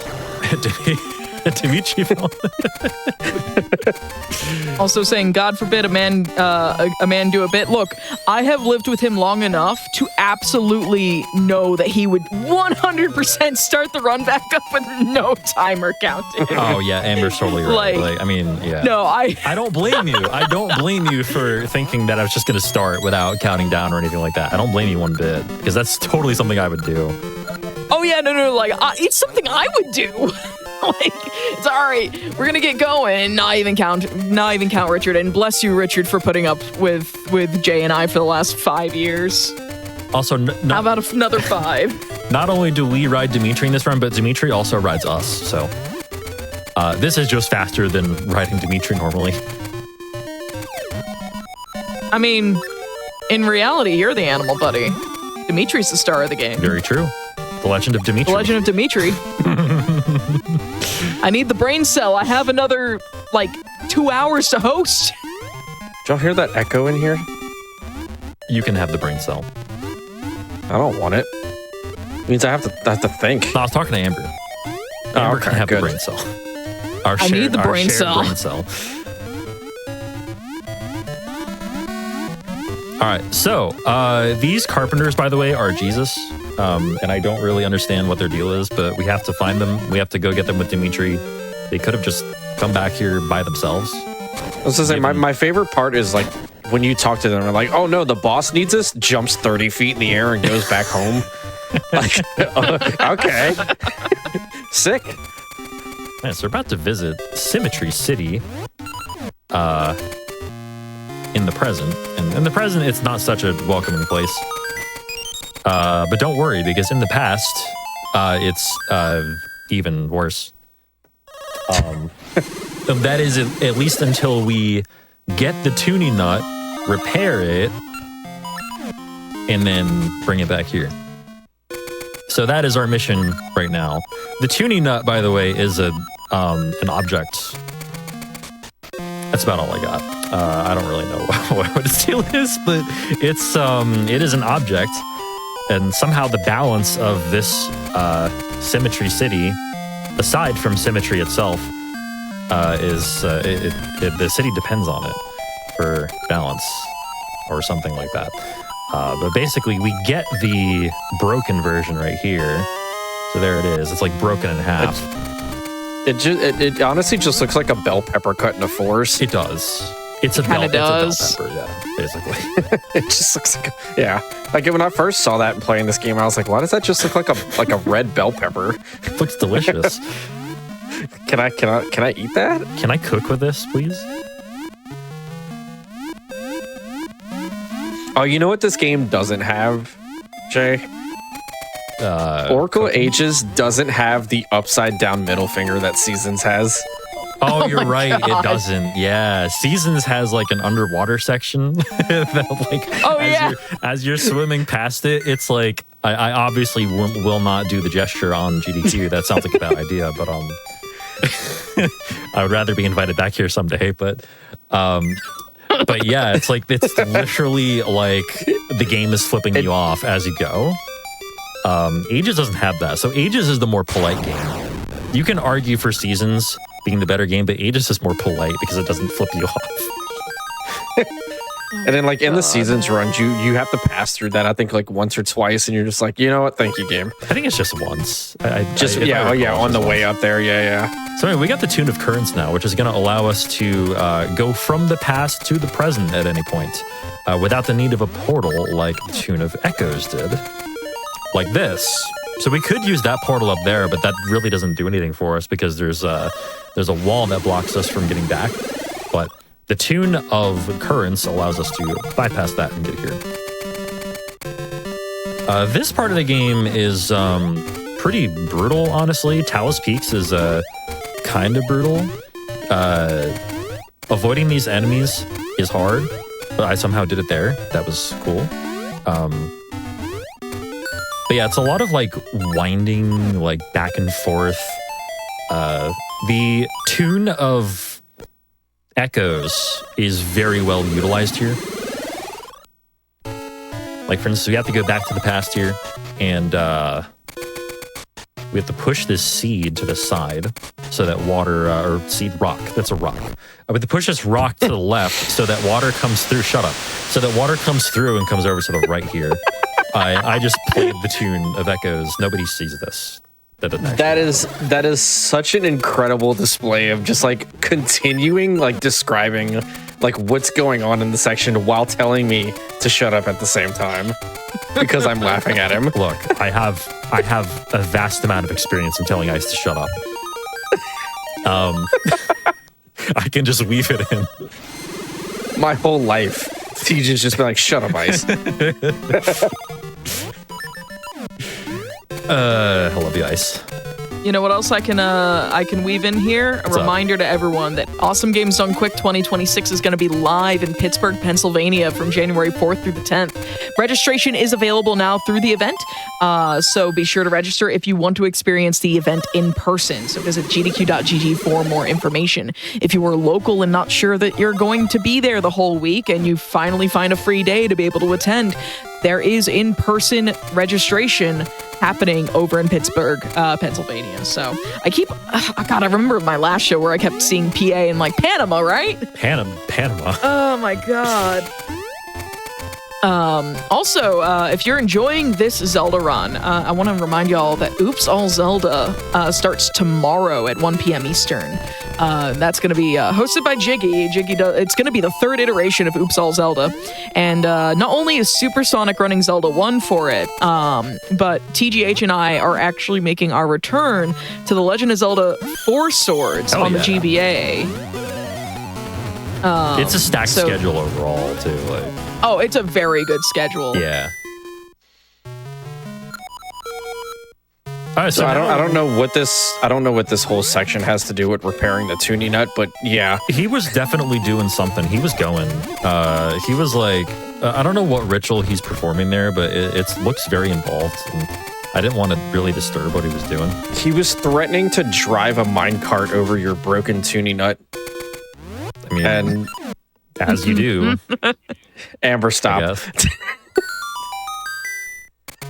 Wait, I missed something there. You know, actually, now that I'm looking at the tuning nut, I absolutely see the it's like a fat bell pepper. Yeah. But I also, oh, you're absolutely right, chat. Hold on. I also see like kind of a Christmas gift, but instead of a ribbon like going across it, it's just a string. Also, Jay, favorite Zelda to speedrun that never got answered. Oh, right. Minish Cap. I'd say overall the Minish Cap is probably my favorite speedrun of all the Zeldas that I've run. Welcome to Jay and I, where we have a non-existent short-term memory. I completely forgot. I was too busy pretending to be a prophet and like make myself look like a fool. for for understanding the RNG manip. Right, I gotta equip this. Okay, so we're about to enter Dungeon 5, and we're not gonna finish Dungeon 5. We're just in there for Cane of Samaria. Okay, all right, chat. I'm gonna need you to get like every single cat gem you possibly can out. Yeah, like honestly, the music for this place is like nothing you've ever heard in your life. Banger. It's so good. It's more so like good. banging my head on the wall. This is Crown Dungeon, also known as Frown Dungeon. And you'll see what I mean. So good. That was that shot. Not a You good, absolutely not a good whipped shot that. at all. Nice shot. Yeah, this music sounds like it is. I say this all the time. This music sounds like it's just crying out for help. This is a cry for help. Chad is also crying out to know what your favorite randomizer that you've played from the Zelda games. Oh, Link to and the- I know Link like to the you're Past, most. for sure. Yeah, I was gonna say I know you're most familiar with Link to the Past. Whoops. Can I not? There we go. That poor You moblin. shot a moblin. Look, Got a stray bullet out here. aiming is hard. Okay. That poor moblin was just minding his own business. He got what was coming to him. Jay, he was just minding his own business. The only randomizers of Zeldas I've played are Link's Awakening DX, which I enjoyed, but Breath of the Wild randomizer, and there's a couple of different ones out there, but I like the one by Melon Speedruns. That one randomizes like all the chests and everything. I had a lot of time with that. So, but then again, Breath of the Wild is probably my favorite Zelda game, with LADX being my favorite 2D Zelda. All right, so we are about to do a trick that has been alluded to earlier in the run. D4 skip. So we went in there, we got the Cane of Samaria, and now we're going to go into D4 and get the hook switch, but we're going to do it in a slightly different way. This song is a bop. All right, so we talked about this before. So Jay's going to do a couple of series of events here to set the RNG properly. Yeah, it's all going to look very weird, and I'm just going to stand in this room for like 5 years.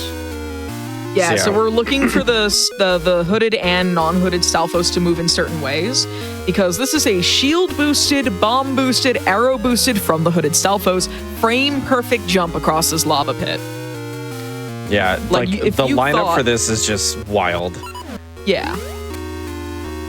If you thought that the bomb-boosted jump with the Pegasus seed across a 3-tile-wide gap was absurd, you haven't seen nothing yet.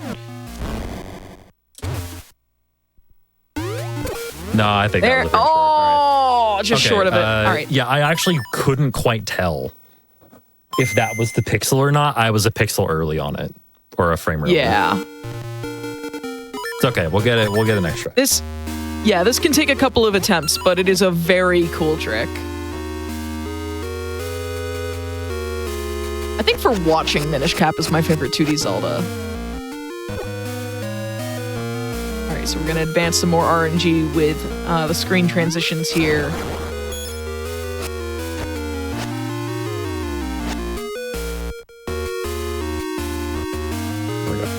This position right here, by the way, is a 2-pixel window to stand on. So, like, I do need to be aware of that.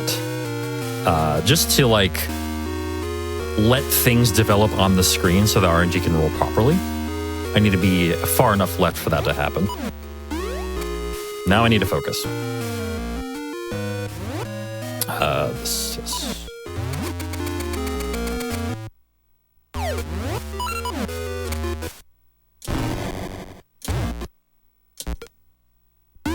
There it is. There we go. So yeah, we're taking a bomb, like a bomb explosion boost into a jump, like while we're jumping, into an arrow hit that boosts us perfectly onto that like bridge to get up there to skip half this dungeon to get the switch hook. Yeah. It is actually amazing how many things have to come together to make that work. Ice and I were talking about this, like before we came on. Just the marriage of everything that happens in that particular moment to make that possible is absolutely nothing short of absurd. Oh, absolutely.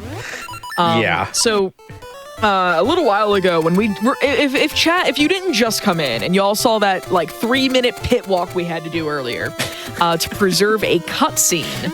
Right, we're going to utilize that now. Yeah, we're going to utilize that now to enter, to get as we're on our way to Dungeon 8. So we're going to use the cutscene that we skipped earlier to put us in a state where we cannot enter any buildings, open our menu, or fall into any whirlpools. But first, we need to bring the raft to a place where we can access without a swamp, where we can access without a sub-map transition. I don't know where I got swamp from the word sub-map. I mean, we also can't access it without a swamp. Fun fact. Stop by here, get some seeds. But yeah, like the element that makes this route work is that cutscene that we stored basically earlier with the guard coming at us and saying, "Hey, you have mystery seeds. Come with me." Okay, that's fine. Okay, we're good. I am just gonna stock up on some health here, though, for no particular reason. Seems correct. I'm also gonna safety save. So we're going into an area. We're going into the D8 area that has Lionels and other very angry enemies there, and they do 2 hearts of damage. Yeah. So this NPC is gonna put us in a state that's gonna basically just put us in a cutscene state. But we've already done this section, so we're gonna go board the raft here. Can't enter any buildings. Yeah, and can't access our menu. I'm also mashing start right now, and my menu's not opening. That's just a byproduct of it. Yeah, and what that also does is it just allows us to just kind of float over whirlpools here. And if you know this game, Dungeon 8 is locked behind a bunch of whirlpools, and you have to go backwards and forwards in time here to get to this little tiny island to push this open to get into Ancient Tombs area. But we're gonna play the harp here. It's gonna do this and kick us back out, and that's gonna actually reset our state. So it's gonna reset our state here, and we're now able to access our menu and enter D8. So the reason I safety saved, by the way, is because if I die here after initiating the cutscene state, if I die here, I'm screwed. Because the cutscene's gone. Completely gone. Can't access it anymore. So yeah, that's a oh my goodness, please. And you can see I'm getting bodied here as well. Okay, we're fine. We're good. Ugh. Now you go from absolute banger to this. Yeah, to whatever the hell this is. Enjoy D8's music. Sounds like the inside of my brain sometimes when I'm having a bad day. This is just anxiety, the dungeon. Basically, I mean, it drives it home because this room in particular is a little bit of anxiety as well. Yeah, because you have to position yourself just so to be able to deal with these floor masters and not get brought back to the dungeon entrance. I remember when you were learning Dungeon 8, you started learning Dungeon 8 what, 3 weeks ago? Something like that? Something like that. I mean, I don't even think it was that long ago. No, I think you've been running this for a couple of weeks or something. I think you picked the game back up after Fast Pace for Pride, and that was the day after Thanksgiving. Yeah, that Fast Pace for Pride started. So right here, by the way, this is a sub-pixel dependent bomb boost trick. And if I fail one of these, I basically have to pull a backup strat because I only have enough bombs to pull this off a certain amount of times. There we go. Whoops. What on earth? That bomb boost does just enough to knock Link's sprite on top of the blue switch tiles, which, funny enough, is something that you actually have to do casually in this dungeon. Wait, what? But it puts Link... you actually have to hit the switches and walk on top of the tiles. My notes here say Blue Stalfos sucks, by the way. It's true. Yeah. That mini boss actually went really well, but it did not have to go that well. Blue Stalfos is terrible, and I don't like it. But that one went okay. Just because you can't knock him back at all. Like you slash at him and he just like kind of takes damage and doesn't get knocked back. And also with the L2 ring equipped. Oh, whoops! I got to equip Feather. With the L2 ring equipped, he deals 1.25 hearts of damage to you. Also, shoutouts to me playing this game for nearly 20 some odd years and not knowing that you could switch hook that pot. It's true, you can. Shoutouts to this game not having any like height associated with it, or like there's a word that I'm looking for, but I'm too busy focusing on this. There we go. Okay, we're good. It's not on a different layer, I think. Layer, thank you. That's the word I was looking for. Also, someone said that this dungeon song is what I imagine a vacuum would sound like if someone tried to build a silencer for it. And you know what? Now that I'm listening to it, it does sound like if you're on like let's say you're in the basement or on the top floor and someone's vacuuming on the ground floor of the house. Yeah, it sounds like a vacuum being heard from a distant floor. It sounds like Just a vacuum having trouble like sucking something up. Well, like yeah, when you're like or like when it's clogged and you're just like rolling it back and forth on the floor and like yeah. And then you couple it with this sound and it's just complete ear bliss. We'll call it that, yeah. I could just imagine like an assassin just being like shh to the vacuum and it's just like All right, so we have the power glove. You can say what you want about it, but it's so bad. It's not that great. We use it like twice. Hey, Fairy. Thank you. We use it like twice. Or something. You get the power like glove level 2 like so late in this game. You don't actually get to like experience like the uses of it. You get to pick up like 2 mermaid statues and you're like, all right, this thing stinks. This room can be a bully if it wants to be. Shout out to keys. Yeah, the keys. Yeah, it's like, I don't know, equipping like sword, for instance, is just really like, you don't want to have to do that. It's just like kind of slow. Like menus take a long time in this game, which is why menu routing is so important. Yes. So like I know exactly where everything is in my menu. This is kind of an aside, but it's a good time to mention it. I know where everything is in my menu because I do very particular menus and I do the same menus every time. And if I mess one up, I do my best to put it back in the spot that it would be if I weren't to screw up the menu. Yeah, and that's a quirk shared between LADX, the Oracle games. Minish Cap has static items, right? True, yes. Yeah, Minish Cap is the odd one out, but like all the Game Boy Color Zelda games have like menus with interchangeable positions for items, and I think that's kind of awesome, to be honest. Like, I don't think they thought this floor tile room through, by the way. That's fine. That was pure skill to avoid all those tiles. Oh yeah. I wish I had that kind of skill in Vadi's Palace and Four Swords with the module where it just flings the floor tiles at you from afar. Yep, so right here we use another seed, and then we equip sword and bombs. Here we go. That's a cool looking fight, I think. Yeah, the little slide into the spin slash was really nice. All right, let's see if Teach can hit some trick shots here. Yeah, these candles do a lot of damage if they touch me.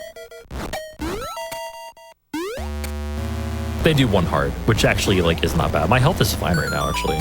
I shouldn't say anything, lest the dungeon want to take vengeance. But I will say that like one of the worst rooms in the game is coming up. The game kind of gives you the mermaid suit here, even though we never even touched Dungeon 6. Also, yeah, that was kind of bad luck. We never touched Dungeon 6, but we do have the mermaid suit for these rooms, and these rooms only. This is the worst room in the game. Okay, nice. Yeah, I think it's just more so like the game just doesn't know like what state to put Link in. I think you're right, yeah. When you enter like the deeper version of that water, so it's just like, sure, Link has the mermaid suit, have it. Yeah, he definitely does. It's like the Wind Waker run where it's like, you're supposed to have Master Sword, so here, have it. You must have it. Yeah, exactly. Except that doesn't give it to us. It's just not programmed to like deal with it in that one room specifically. Yeah. By the way, it is very important here every time we visit like the beginning of this dungeon to grab those extra bombs. I'm lucky enough right now so that I don't need the health refill from the ferry, but that's also good to grab too. We're about to fight So we're Ramrock, coming up- the boss of this dungeon. Yeah. We're coming up to the end of this dungeon. Yeah, Ramrock is it's definitely a boss, in my opinion. It's kind of cool because it requires Sword, Bomb, Seed Shooter, and Power Glove, two of which are, well, you get Power Glove, I think, in Aegis, but it only stays level 1. But it's kind of cool in that it requires 2 Aegis exclusive items. It is also totally not yet another giant rock face with hands that I swear they didn't use a boss similar to this like 4 different times in the series. I do like that they take a few elements from like every other, like some elements from some bosses that you fought throughout this game, like, you know, needing the seed shooter for it, needing the power glove, needing bombs for it. Like the D2 boss you need bombs for. D3 boss you need seed shooter. So I do like that they kind of like added that little element there. Also, when I first started watching this run, I never knew that you could just grab that thing and just wait for him to punch again, and it just keeps resetting that cycle over and over. Yeah, it guarantees that he shoots the other arm at you. So you can just keep using the same arm over and over, which is nice. Oh, That was also you know a what really Oracle good Aegis? D8, to be honest. That was a decent. You know what Oracle Aegis doesn't have, Jay? The Seed of Life. Oh God, you're right. Well, I mean, for all I know, I had to get the Seed of Life for Achievement of the Month this year with retro achievements. That was the achievement, was get the Seed of Life. I replayed most of Seasons just to go do that.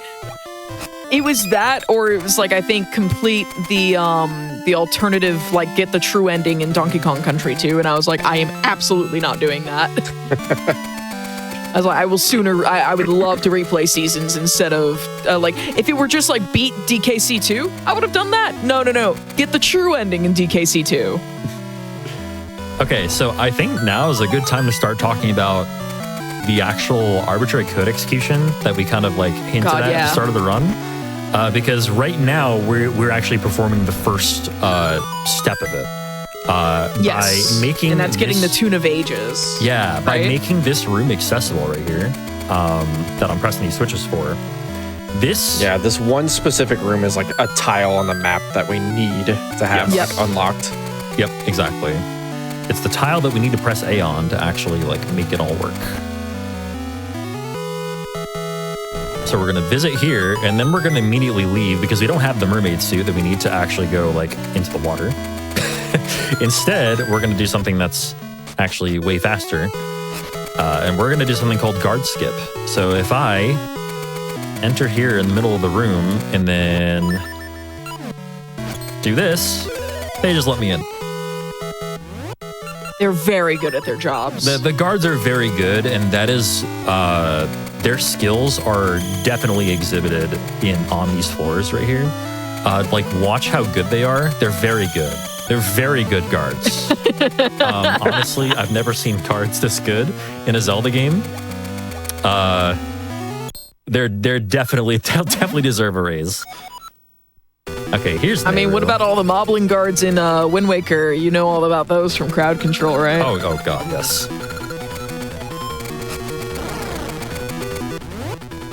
Possessed Nehru is it can go pretty smoothly, or it can go like this, where Nehru is just teleporting wherever she likes. Yeah, she can teleport pretty much infinitely here, as far as I know. On this last phase. All right, that's not terrible. Okay. So now we're going to have a cutscene that gives us a Tune of Ages, and there's really nothing else to do besides just go and perform the Ace after this.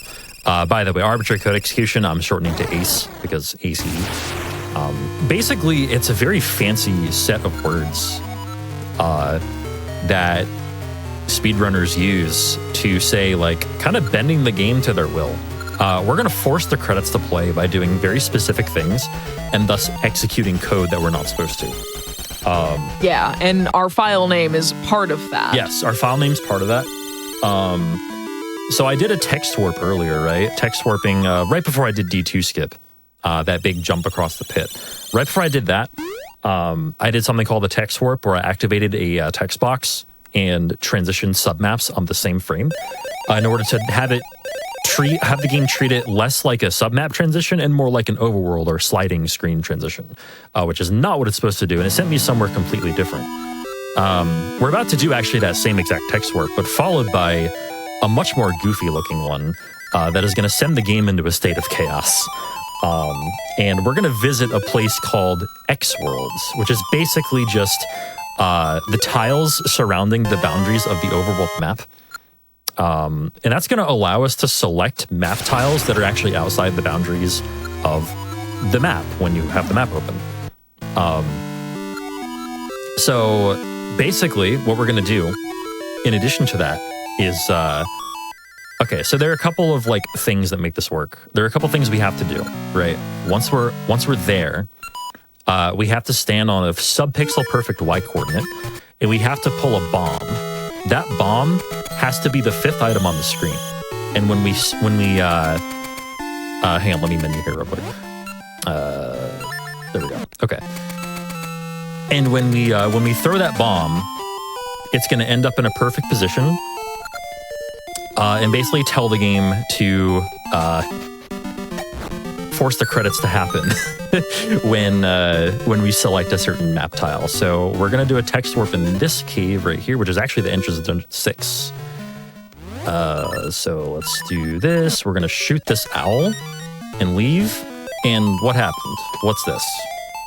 There's 17 ring shops. There are.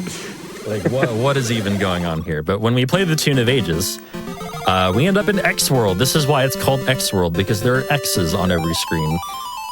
And I'll actually like open up my map so you can see where we are. Spend a couple of seconds to do that. But what I'm going to be doing here is here. I'm there. I'm not supposed to be there. Wherever the hell that is in the bottom right. So I'm going to load this screen with sprites on this screen right here. I'm going to stand right there, walk right into it. And I'm going to make this bomb the 5th thing I pull on the screen. Time is coming up. I'm going to open my map, select that tile, time. End time. Yep. That's the run. That's how the run ends.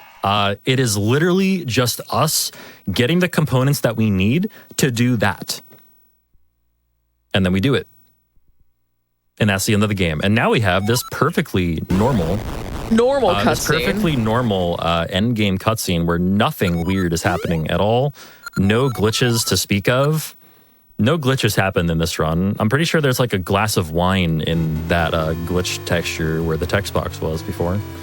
On like the left side. But my favorite part of this, by the way, is like whenever a text box happens, just violently destroys the screen. Yeah. You'll also notice that the game audio got suddenly quieter. It's because the game believes that we're still in a menu, because as far as the game is concerned, we're still on the map screen. Mm-hmm. By the way, Jay, you unlocked the blue flame ember seeds. The blue, you did. Those are prestigious. Also the black bombs that were already black, just with a black background. Somebody it's not the real just copy credits, and pasted it from the website. So this does run the real credits sequence. Yeah. Like what you're seeing now is the actual ending of the game. It does count as beating the game because if you progress all the way past the credits, it does give you the link code to transfer into seasons to start a linked playthrough. So as far as ages is concerned, you have beaten the game. This is just writing like the file name and all of the sprites and everything that we did in X World. Basically writes our own commands into, like, executes our own commands into the code, hence arbitrary code execution into the game's memory, so that it just calls the credits and like sets the flag to beating the game. My favorite, part here is shoutouts to Kotake's chin on the bottom left, appearing before she slides in. Oh yeah, it's very subtle, but it's very good. Anyway, that is, and here's the actual credits, meaning that we have beaten the game, and yeah, thanks for having me, all. Once again, I'm TGH. This has been Zelda Oracle of Ages. This run's a ton of fun, and yeah, thanks for having me, and thank you, Ice, for commentating. Thank you, Amber, for being a brilliant host, and also doing really well with commentating as well. Y'all were a huge help to me. Like, this run takes a lot of focus. So the parts where I needed the focus, I'm glad that y'all could pick up commentary for me. I guess I'll shout myself out as well. Once again, I'm TGH. I stream at TGH_. What the hell am I saying? What in the world are you saying? I stream at twitch.tv/TGH_SR. I have been running this a bunch lately. I run a lot of 2D Zeldas. And yeah, feel free to follow me on Twitch if you want to see more of this. Yeah, over at twitch.tv/TGH or underscore dot. I remember you've definitely shouted yourself out on GDQ as I'm at twitch.tgh. Twitch.tgh. I'm very good at tgh.tv/_/Twitch. Oh my god. Anyways, thank you so much for running this. This is a really sick run. I'm glad to see you come back to it. The Oracle games are really comfy. You ran Minish Cap earlier this year. You learned Twilight Princess. As we go into 2026, what do you want to do with your 2026 speedrun wise? What's on the docket for you? What's on the horizons? I never think about that, to be honest with you. Like, I don't really do yearly resolutions or anything like that. I just kind of go with the flow. No, I don't expect to. I'm going to do all of this in 2026. So, is there another game you're looking forward to when this game has run its course for you? I might pick up Seasons again. I'm not really sure, to be honest with you. Like, Seasons seems like the logical thing to kind of flow into from Ages. But like, you never know. I don't know. Like, I wanted to learn Zelda 2, or I wanted to relearn Zelda 2 like not too long ago. I picked up the game. I was like, wow, I don't like the way this feels at all anymore. And no flack to Z2 at all. Z2 is fantastic. It's a great speedrun. But like, I was playing it and I was just like, I hate the way this feels. This feels not great to me right now. I'm just this controller sucks. So Ages was like a spur of the moment sort of like thing to learn for me. Yeah. Like, relearn. But yeah, I'm glad I did. It's been fun to come back to it. Shout outs to having the freedom to learn other things if you want to. That's one of the great things about speedrunning is that you can learn any game you want to. Yeah, you are worth the time it takes to learn a new speed game, or even your first speed game. And I want to point chat's attention to the poll happening as we take our break. Coming up next, we have Argic and Huds and Supersonic all coming on. Supersonic's coming back. We're doing Sonic 4 Episode 2, and we're going to be doing the single-player route by Argic versus the co-op route being run by Supersonic and Huds. Now, Argic and I are no stranger to the co-op route, so we know what the differences are. But their PBs of single player versus co-op right now are very, very close. So this is probably the best time and your only opportunity that you're going to get to be able to see how the run differs between single player and two players. So we'll be answering the real question of, are two heads really better than one? We'll see. We're going to take a quick break right after, and right after that, we're going to be doing Sonic 4 episode. All right, everyone, welcome back to episode 57 of Passion Project, where we are doing a stacked lineup of classic runs by incredible runners. I'm joined once more by Supersonic, and we've brought two new friends along for the ride. And by new, I mean they've been here before, and normally they do some sort of co-op or race against each other. This is the latter. We're going to find out if two heads are really better than one, as Huds and Supersonic are teaming up in Sonic 4 Episode 2 for the co-op category, while Argic runs the single-player category. There is a prediction in chat that's still valid if you want to get your last-minute votes in over who is going to win the Sonic 4 race. It's closing in about 18 seconds. You are running out of time to get your channel points in. It is a 36 to 64 percent vote here. Oh, 40-60? Oh, chat, you've got a lot of points riding on this. Oh, 40. Oh, man, Argic is like, oh, wow. Okay, someone threw in. It's 70-30 in favor of Argic. The prediction is closed. Ooh. How's the three of you doing? Supersonic, you got a nice break, but how are you two doing first thing in the morning over in the UK? I'll answer that first. Why are we awake at 5:15 in the morning doing Sonic 4 Episode 2? What are we doing with our lives? Why am I here? What is this? What? Who put that 1 mil in there? Which one of you was it? Who put that 1 mil in there? That's a mistake, just so you know. Like, our PBs are very close together. I've only got back into this like 3 days ago. You had 2 weeks to do this. Yeah, and I've done practice. Okay. I've done like 3 runs. Okay. So yeah, I've been practicing for other things. I got quote unquote coerced into learning this speed run by my community. So yeah, Supersonic and I have been learning this for a few months now, buddy, haven't we? Yeah, we sure have. It's not going too bad. We've had a couple of interesting practice runs the other night. The other thing just to bear in mind is obviously Supersonic is literally the other side of the world to me. I'm hosting the multiplayer game here. Our game has a tendency to lag because it doesn't have rollback netcode, and the delay, like the latency between this side of the world and that side of the world, can occasionally cause some lag. So we get free time loss during the run. Yay! But I also get free time loss during the run. But we'll explain that when we're in the run. Yes. For reference, Argic has run co-op. If you are not familiar with the AGDQ 2022 run that you and I did, that was former world record. I think it was that, yeah. It was, so our time is a 43:47. I am not racing in this. I'm hosting this. Hudson Supersonic are at a 44:56, so they're not too far behind on that time. So, that being said, why don't we count y'all in for this race here? I'm going to count the three of you in to start. So, 3, 2, 1, go. Yeah. Good luck. Have fun. We deleted save files, so we're good.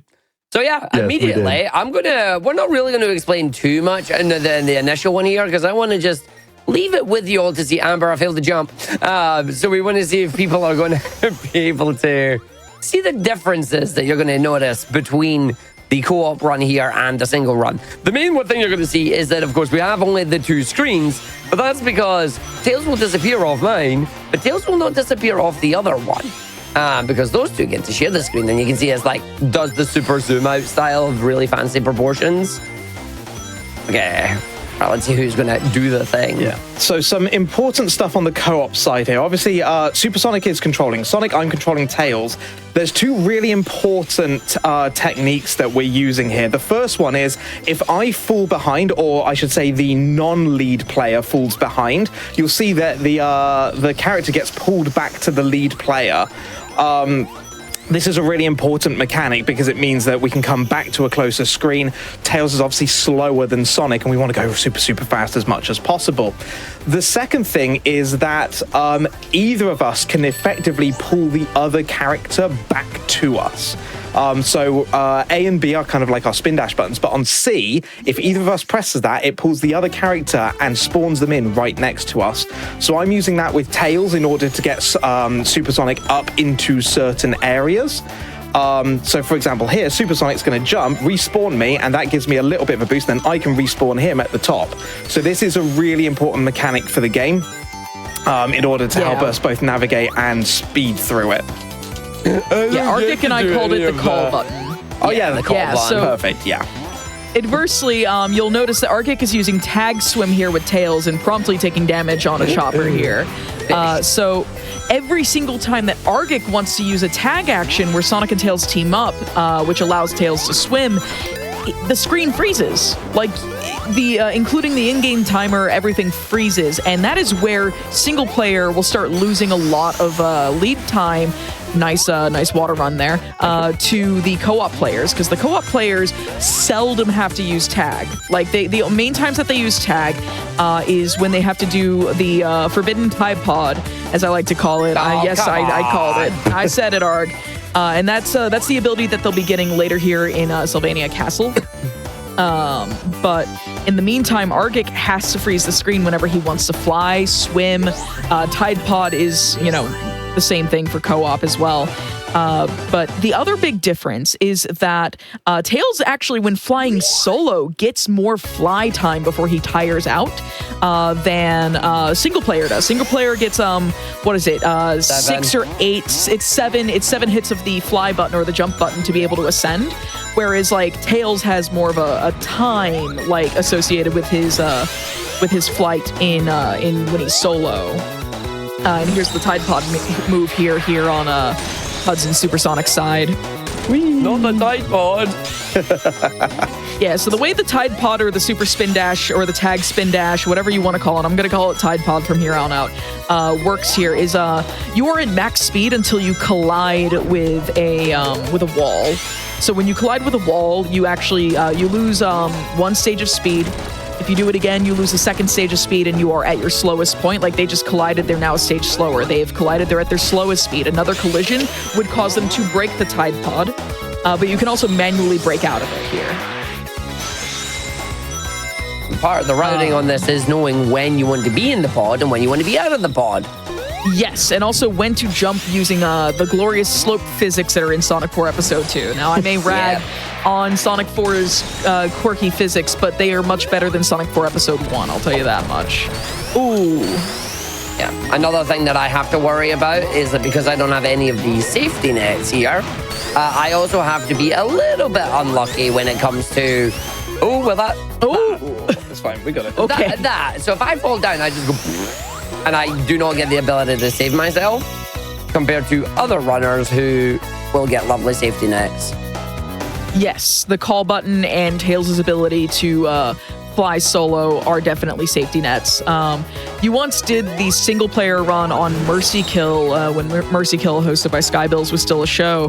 And I just remember watching that show and you were just like yelling for me to help you because you got so used to the co-op. Yep, there you go. I actually accidentally fell down to the wrong route there, but I've managed to find my way back up, so that's fine. Good job. Yes. So the other interesting thing on the multiplayer side is we also get time loss through level select because both of us have to select a level. Supersonic is the one that needs to select the correct one. So you'll see me... Oh, free time loss there. Lovely bit of lag.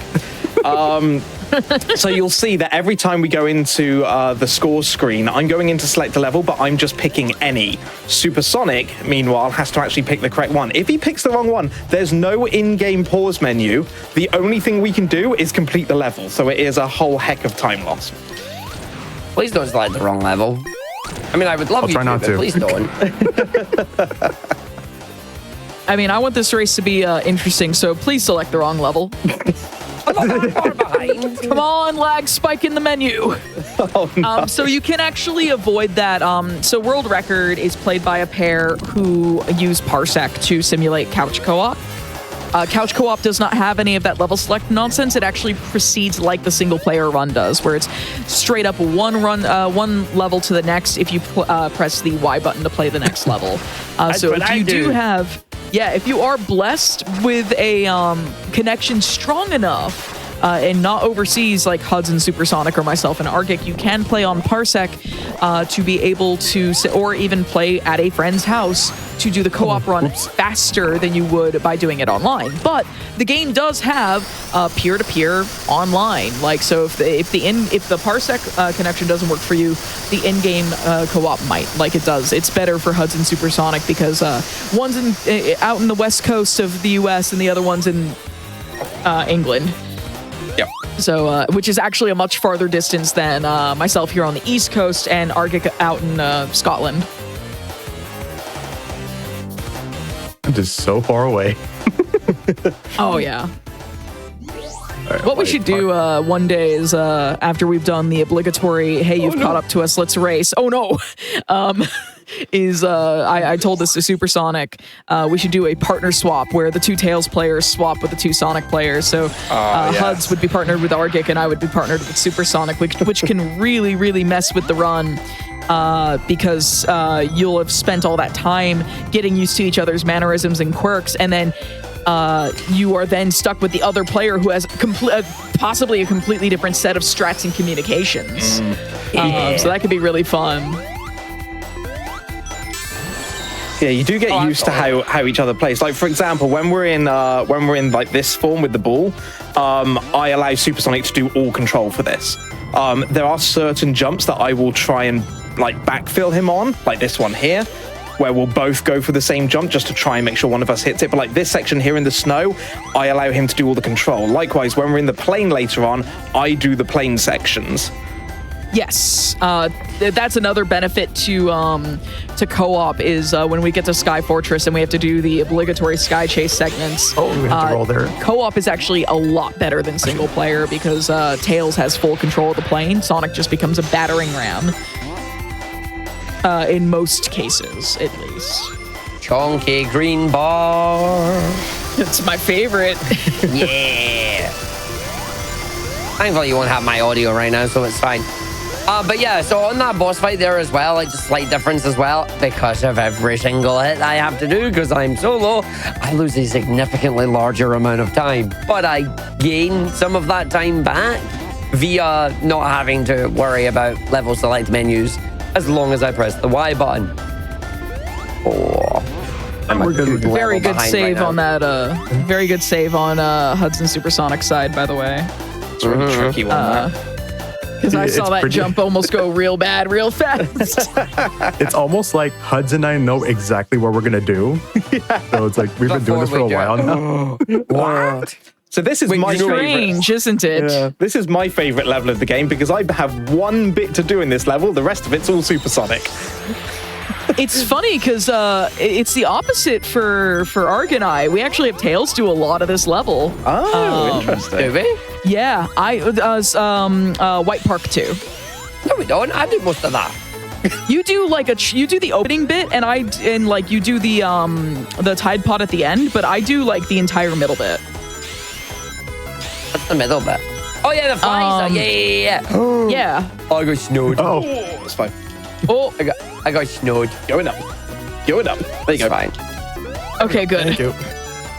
Game. So that's one of the other benefits of Calculator co-op. If we do unexpectedly full, I can actually fly us places by constantly flying and then calling Sonic to me. Yes. Whereas I can't, I'm stuck. And I just took a death there because unfortunately I tried to Tide Pod at the right time and did not Tide Pod at the right time. No. So I ended up getting hit with the blizzard. Yes, game Like lag. the pause buffering out here. Let me catch up. The thing is, it looks like pause buffering, but it's really not. Let me go, let me go, let me go. All right, this is my section. There you go, I've done everything I have to do. There we go, and I roll. Yep, and then it's all back Don't to mess up, Ark. Good job, Ark. You didn't mess up, Ark. So Huds, as one Tails player to another, I have a question for you. What controller do you play this game with as Tails? So I'm using the 8BitDo M30, which is So you use the Genesis style controller. Yeah, Genesis style controller. Okay. It is my preferred controller for use... 2D Sonic. Yeah, I use an 8-bit dough as well, but I use the arcade stick. Not the one you got me for my birthday this year, but the actual stick, because it lets me...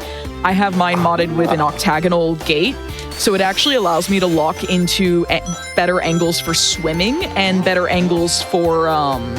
especially for this stage. I hate the stage. And also for the plane for Sky Fortress's boss. Okay. So it actually allows me to lock into my diagonals a lot better using an octagonal gate on my stick. Got you.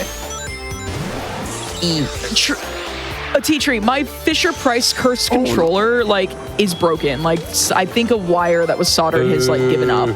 So, like, it hasn't operated in, like, a year, and I'm sad about it. I meant to send it in to the person who gave it to me in the first place, and I just never did, because dysfunction is hard. Oh, no. Oh, no. It's fine, don't worry. Are you going to be able to make it back up? Okay. Yeah, that's it. I hope not. Okay. There you go. There.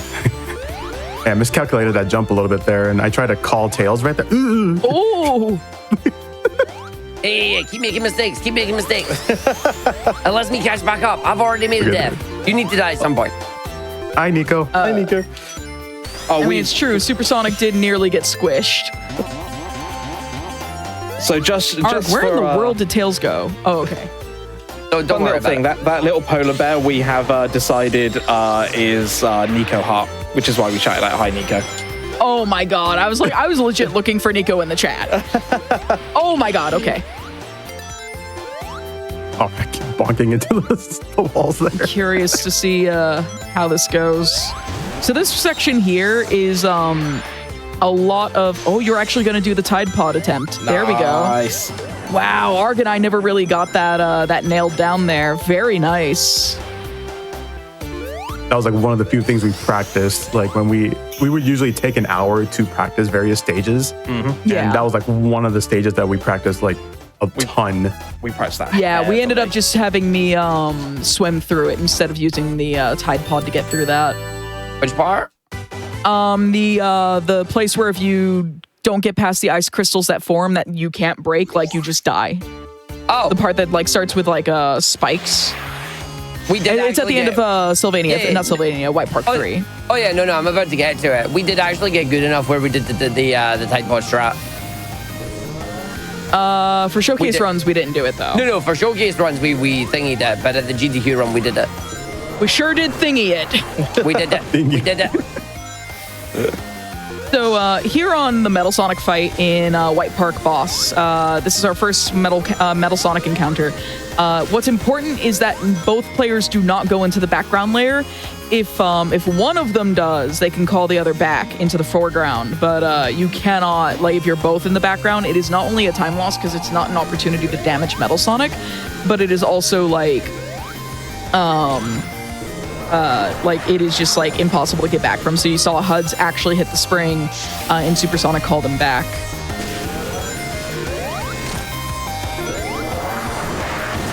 Can't even remember how many hits this takes here.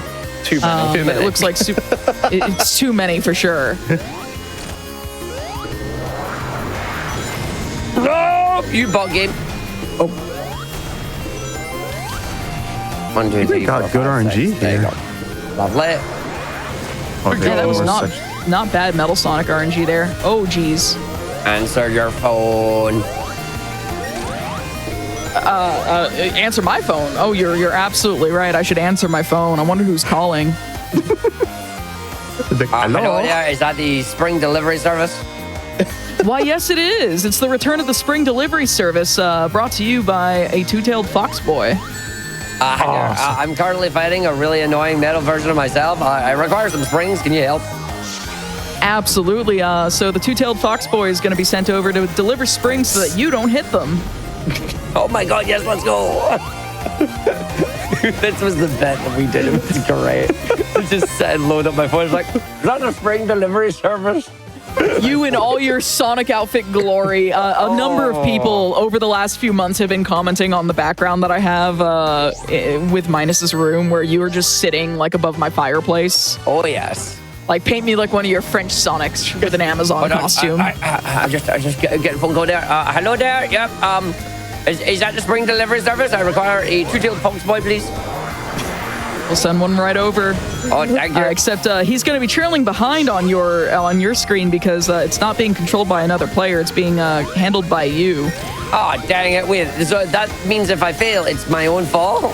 Yeah, and you can't recover from it either because you won't have the second player to hit the call button. Meanwhile, we've got the actual co-op numpties on the other screen in what becomes a oil ocean zone when all the oil is, drained from it.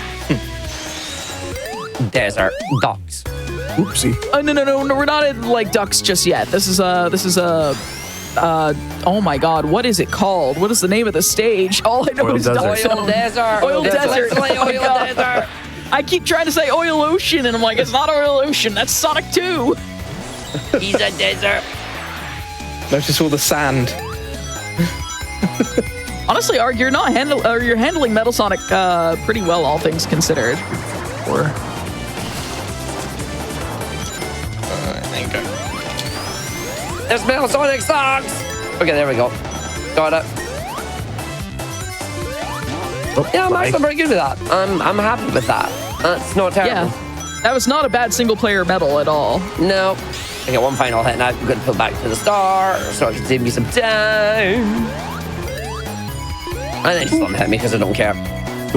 One really important aspect of Sonic's movement, both in single-player and co-op, is actually chaining homing attacks, because he will very quickly build up speed for no good reason other than it's Sonic 4. Thanks, Dimps. Yeah. The Sonic 4 physics. Spin dashing is useless. Don't spin dash. Oh my God, it's so... such- The only spin dash that's good is the Tide Pod spin dash. Yeah. I was going to say, you'll see Yeah, me we're spin approaching- dashing every now and then, but that's purely because that's the only way to get any speed with Tails. But for Sonic, it's not worth it. Right, Arg, let's Oh, go. Let's get some absolutely. jumps. duck. That's a good jump. Let's get the next jump. That's a good jump.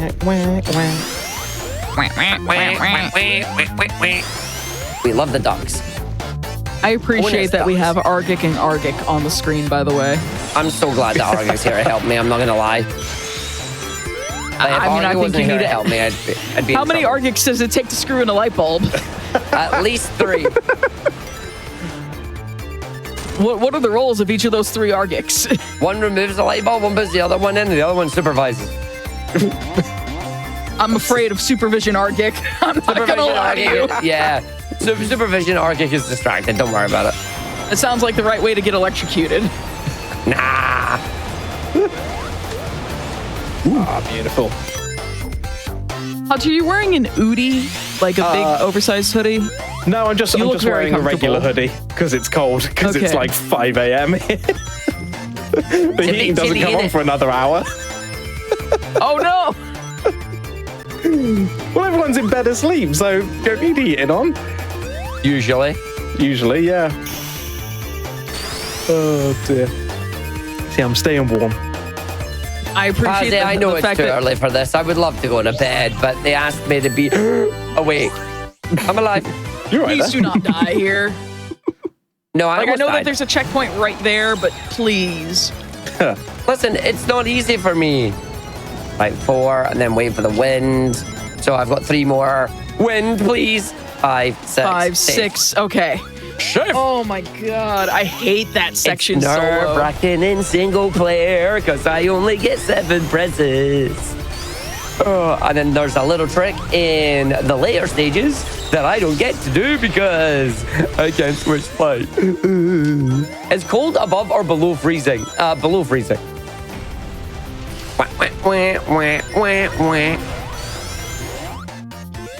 All right, I'm gonna see if I can catch them because they've just done their like little collide bit here. I'm coming to get you, you two. I mean, you are actually like steadily trying to catch up here. Like you were stumbling in Sylvania, and you had the death in was it the death in White Park? I believe? Yeah, White Park 1 because I accidentally White went the wrong Castle. way. White Castle. Oh my God, I said that the other day. Yeah, White Castle. Let's go. So they do burgers, Sonic and don't Tails they? walk into a White Castle. Yeah, I think they do. They're famous for their sliders, I Oh believe. my God. Oh, I didn't die there. Oh. Straight under. Okay. Hold on, That was Amber, close. for the turkey. For the turkey. No, I don't even eat turkey. No. I missed the turkey. That's fine. We accept So what this. Arg attempted to do on his screen was you can actually get a really silly slope jump that is basically straight up, and it will allow you to skip like the inner part of the S-bend there. Unfortunately, he didn't quite time it right, so had to take the S-bend anyways, but that's Oh, okay. that jump. Yeah, I tried to go for it, but I jumped really late on that. It's really funky, but I'm glad we did it. So once again, I'm going to fall behind on just when it comes to Act 3 here, because if you just saw on Hudson Supersonic screen there was a lot of dragging Sonic and Tails ahead there. Every single one of those moments as I press the button arc. It sure is. So I gotta freeze my time. So you can see the differences in the run here, just how the time difference changes, which is really good because when we had this idea of like, what could we do for the run? It's like, why don't we do 2-player versus 1-player to see how this is actually going to go? So it's really cool to just see the differences and how the time differences are stacking up outside of just doing the actual run as well, you know? Yes, I can also wholeheartedly say that if you are ever actually interested in picking up a co-op game as a speedrun, this is not a bad one to start with. It's actually really fun. Yeah, I've done a number of co-op runs over the years now, and Sonic 4 Episode 2 is one of them. It's very, very fun. I recommend this. I would recommend Ricky and Vicky, which I've run with a T-Tree, and we got world record at PAX East.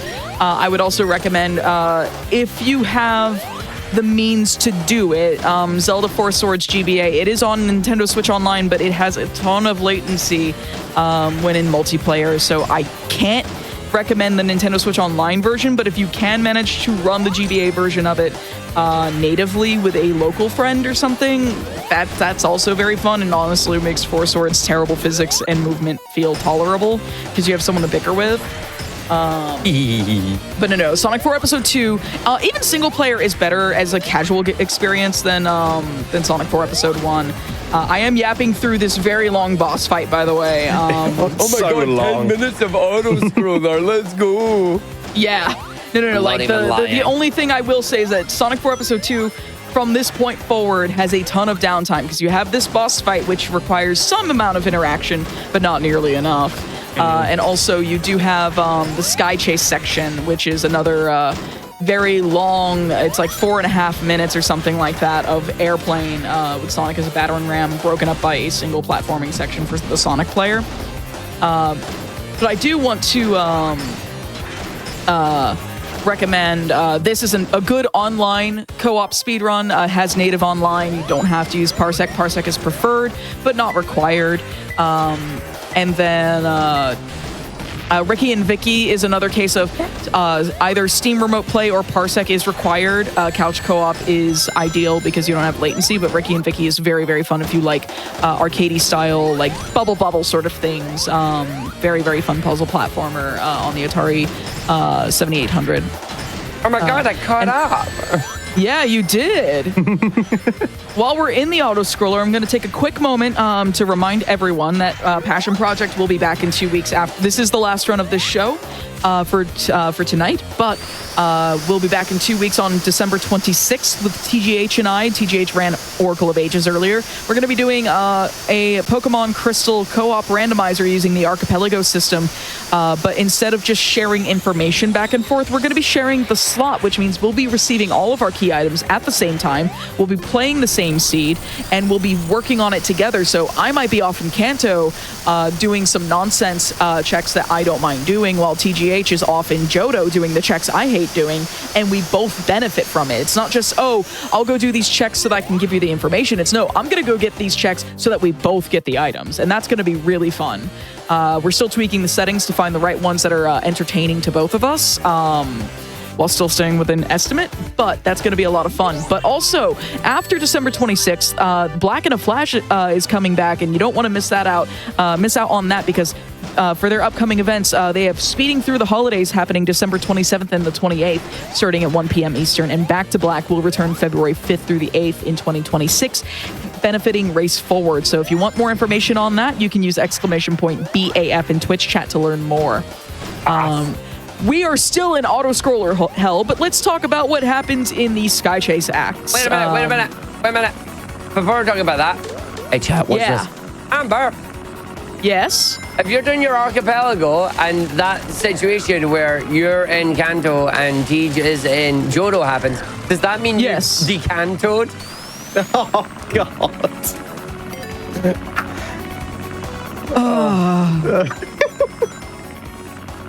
Oh my god. What's the virtual Anyways. equivalent of getting one of those hooks and just dragging him off the stage? Richard, no, Oh wait. my god. Just disable his camera entirely. Oh, well, no, that's Hudson's side. It might be cool enough, though. His camera wouldn't disappear. Okay. This is my bit right here. Yeah, so, Yeah, when it comes to the Sky yeah, go Chase bit, ahead, just to let Huds. you know, when we're in the free section, I deal with that. When we're in this section where it speeds up and you got to follow the rings, Supersonic does this. Because otherwise, he'd have nothing to do for 5 minutes. You know what? That's fair. So, yeah. And then he's right back into being a battering ram while Moby and Kyogre in the background, Kyogre's new regional form, is being piloted by Metal Sonic. I'm so a glad st- Bobby and it's a Kyogre is a thing. Oh yeah, it's a steel flying type, by the way. Yeah. Still flight type. Completely I see drops. that, yeah. Yeah. It drops the water typing entirely. Pick up, it's up in the sky. Oh, there's that chunky green bar on my side again. Oh, love it. Yeah, I love when you spam spin dash and just the OBS volume meter just like becomes a solid green bar. Like, what audio is that? There. But yes, I'm coming to the auto scroller as well, but there's a downside. I don't get to do battering ram strats because I've got to control Sonic. So you're going to see the exact stark difference between how this stage plays out because they are now ARG's now entering Sky Fortress Act 1. So you'll notice it also tells you how to control the plane in single player. Thanks. I get controls. I forgot about that. But yeah, I can spin dash if I'd like, but then I just move down to the bottom of the screen, and this is not good.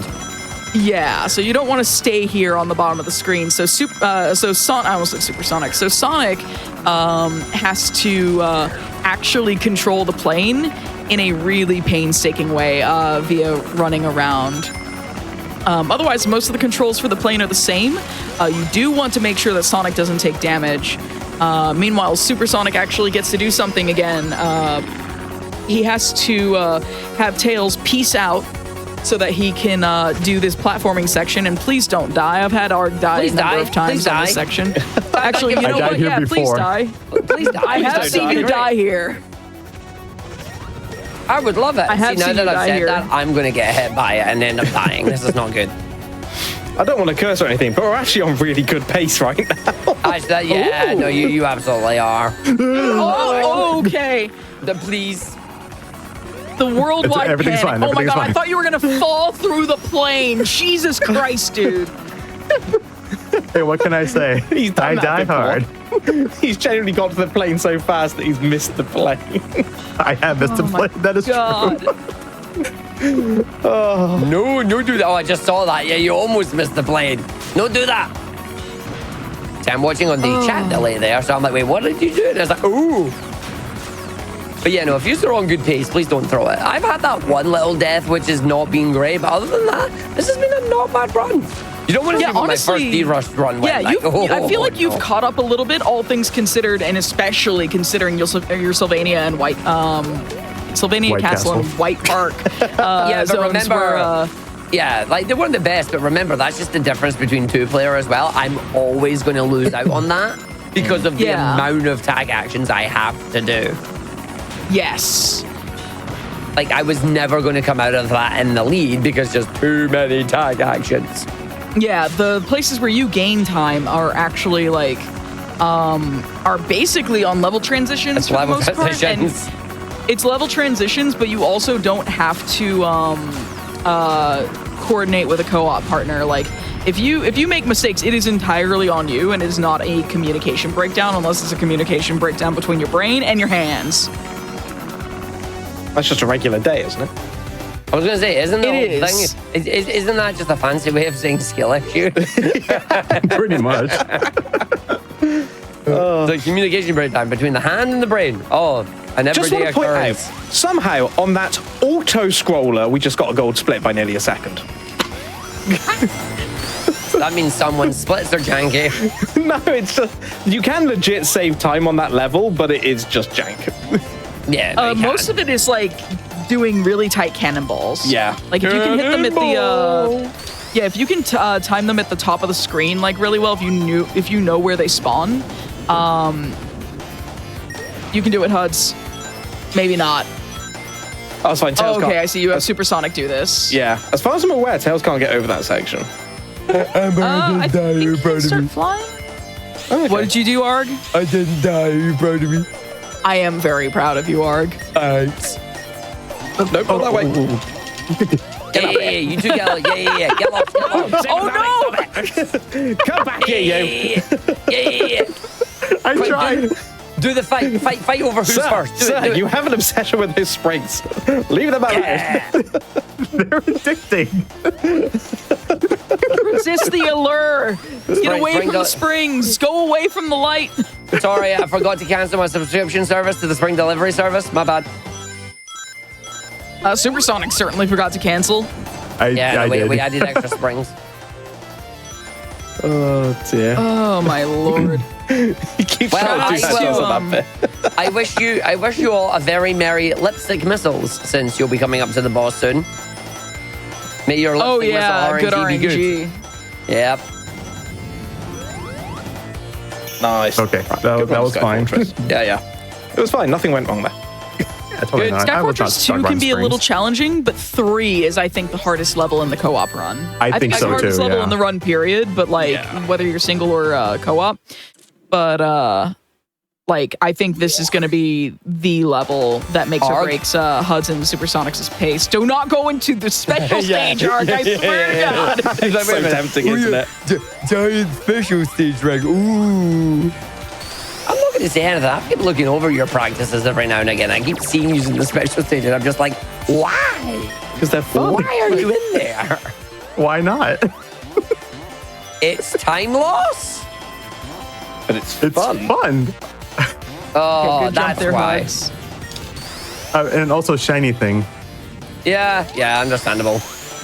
Right, let's see if I can play catch up here. Again, I'm going to have just not as good a time because of the freezing, but we'll go for it. Also, there was a question earlier in chat. Is the board timed by in-game time or RTA? I believe it's RTA It's at the moment. Yeah. RTA. Yes. Yes, Yeah. it's definitely for co-op. It's RTA. I don't believe it's IGT for single player. No, but I'm I gonna think go it's double the check same. that. No, I believe it's RTA as well. So yeah, it means that we are genuinely losing time over, for example, parsec runners because You of the fact bug we have to game. do things like level select. Okay. And Yes. also lag. Oh, I'm so glad I got that. That's fine. Whew. So this is all So I my did big section. ball jump, but that didn't work for me. Timing is done in real time for Beat the Game solo as well. Yeah, world record for this game set by a pair, Denny Meister and Caldi 2 years ago, 39:30, which beats out Argonai's 43:46.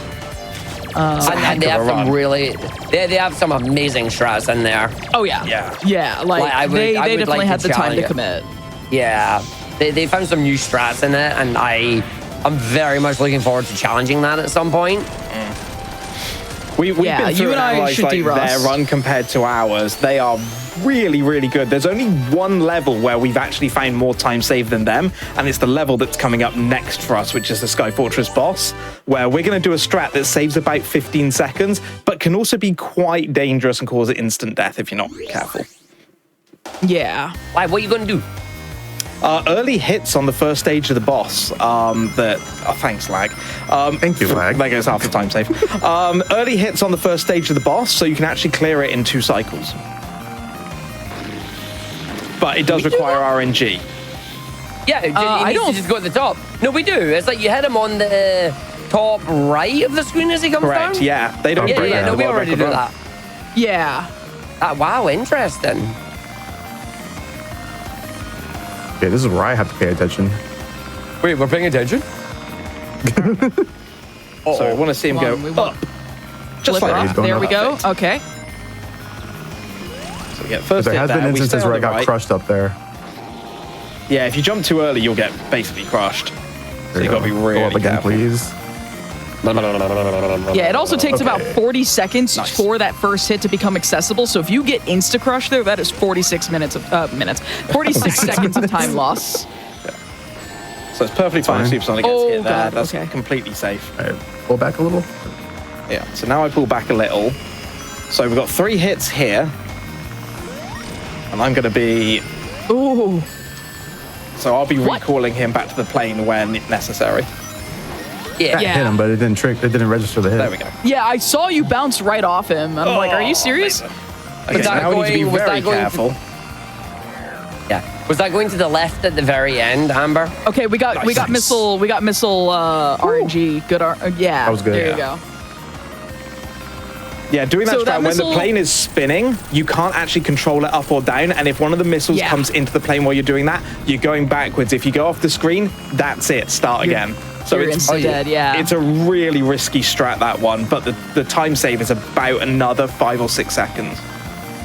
Yeah, if you can get bottom missile, that is what you're looking for. Top missile is where you actually have to start dodging. That's actually a big reason why I play with the arcade stick. Oh, Arcade, no! That's fine. The checkpoint's right there. What are you all whinging at? It's like they knew what they were doing at this point. Went, oh, we better put a checkpoint there. It's like, yeah. Okay, this level, on the other hand, Death Egg Mark II. If anybody's squeamish, Oh, yeah. Yeah, If this anyone is- gets warning. motion sick, Yeah. This is like a motion, Motion sickness sickness warning. It's warning. going to start spinning. yeah. Spinny stage is spinny. This stage used to make me very sick, and it is a big reason why, as the Tails player, I would have Argic take point here for the most part. As we got used to it, as we Nice drop. continued to run the game, like I got more used to it. But like I have not run this game since since 2022 actually. So we're due for a D-Rust. Remember, don't. I'm yeah. due for an iron stomach. Oh, yeah. Jump. Right. Give me good boss I know RNG, jump's please. always a pain. Oh, Yeah. I bet. There you go. I come back here. But right now, Argic is entering the Sky Fortress boss here, and he does not have the luxury of Sonic and Tails independently controlling Feels what they can bad. control. Feels bad. The boss so this is definitely a functionally the thing. same. Like, I'm going to do the Yeah. exact same way we do it. I just need to hope I get the good RNG both on phase 1 here so I can get the quick hits, and then against phase 3 with the missile. Just, I do not have the safety net of being able to pull Sonic back if I happen to make a boo-boo. Yes, you don't have But that yeah. safety net, and also like you have to keep moving right for the screen to or for the plane to keep going right. I missed that hit. Yeah. I also missed the early hit there, which sucks. But yeah, no, you're about to get very much Mohawk jacked at the moment with this one. It's not good. Need a ring. There we go. Is it Mohawk Jack? I remember you couldn't remember the name of that when we were running the game. I the, can't remember. You know which game I'm referring to. I don't actually. I've never played it. Okay, good early hit there, Arg. Oh, thanks. So we got a little bit This I screwed don't over get both to say. by RNG That's there. fine, okay. Oh, Phase You're good, 2. you're good. And because I got an extra hit there, so there should only be 2 hits on this phase for me. So as long as I get low missiles. There you Mohawk and Headphone Jack. go. That's the one. The one that spins in circles on the SNES, yes. Come on, down missile, down missile, down missile. Yes! Same RNG. Good RNG. Let's go. Yes. Oh, I could have just gone up there. And Moben Kyogre has now fainted. Metal Sonic is out of usable Pokemon. Drop White it out. $2,000. what's with the lag right now? That's a terrible time for lag. That is a I real bad agree. time for lag. Yeah, lag again, lag again. I also fine. assume that like y'all have tried with supersonic hosting. Yeah, it's just as bad. Okay. Lovely.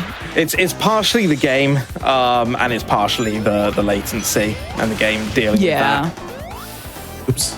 Oh, It's fine. Yeah, there's a little jump you can do there. Don't It's really tight.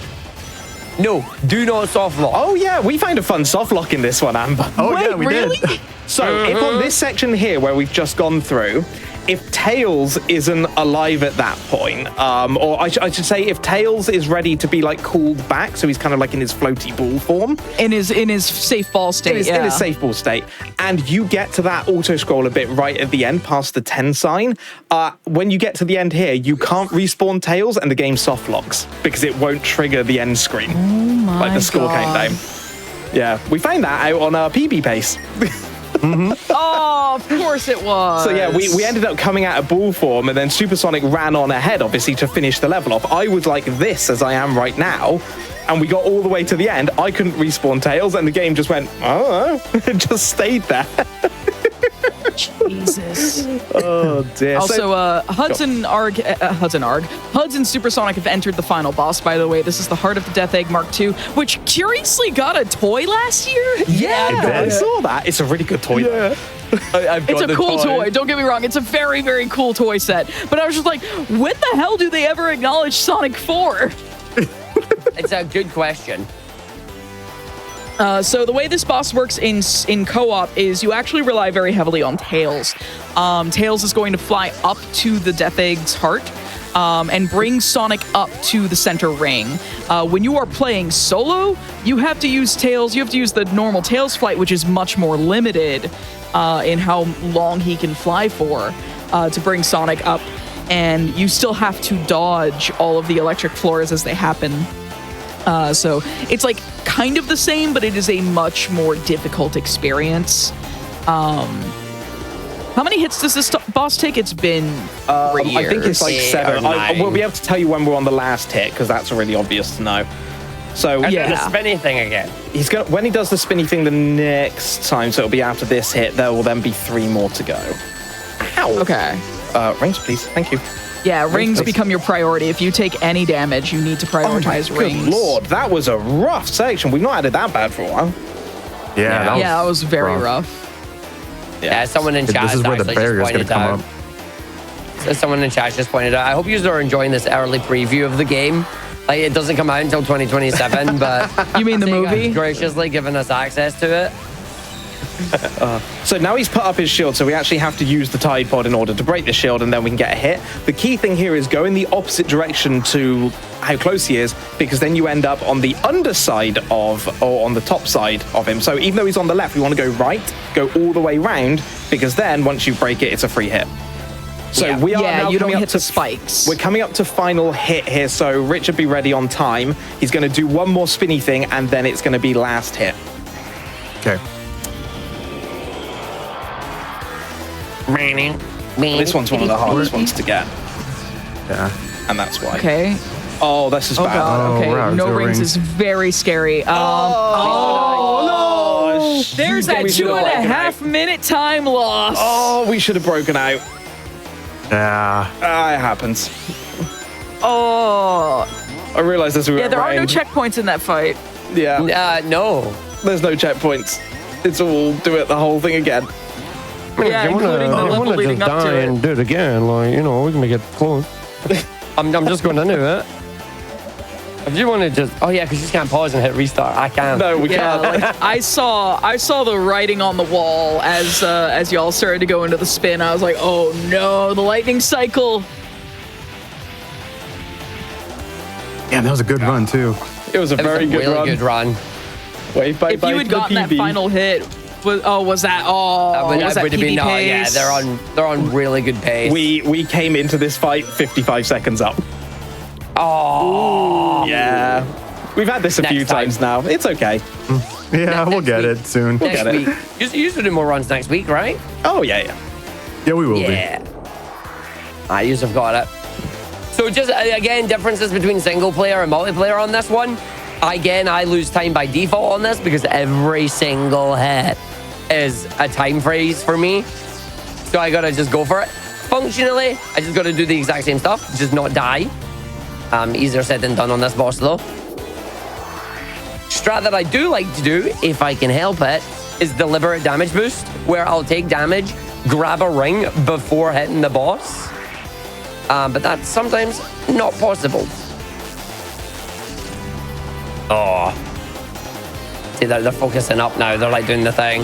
Yeah, they are locked in because But there if is- they die again and you don't, you suddenly win the game or win the Yeah, race. but there's no way they're going to die again. Like, it's one of those things, Amber, you know while playing it as well. Oh, yeah. It happens once, you kick yourself, and then you don't make that mistake again.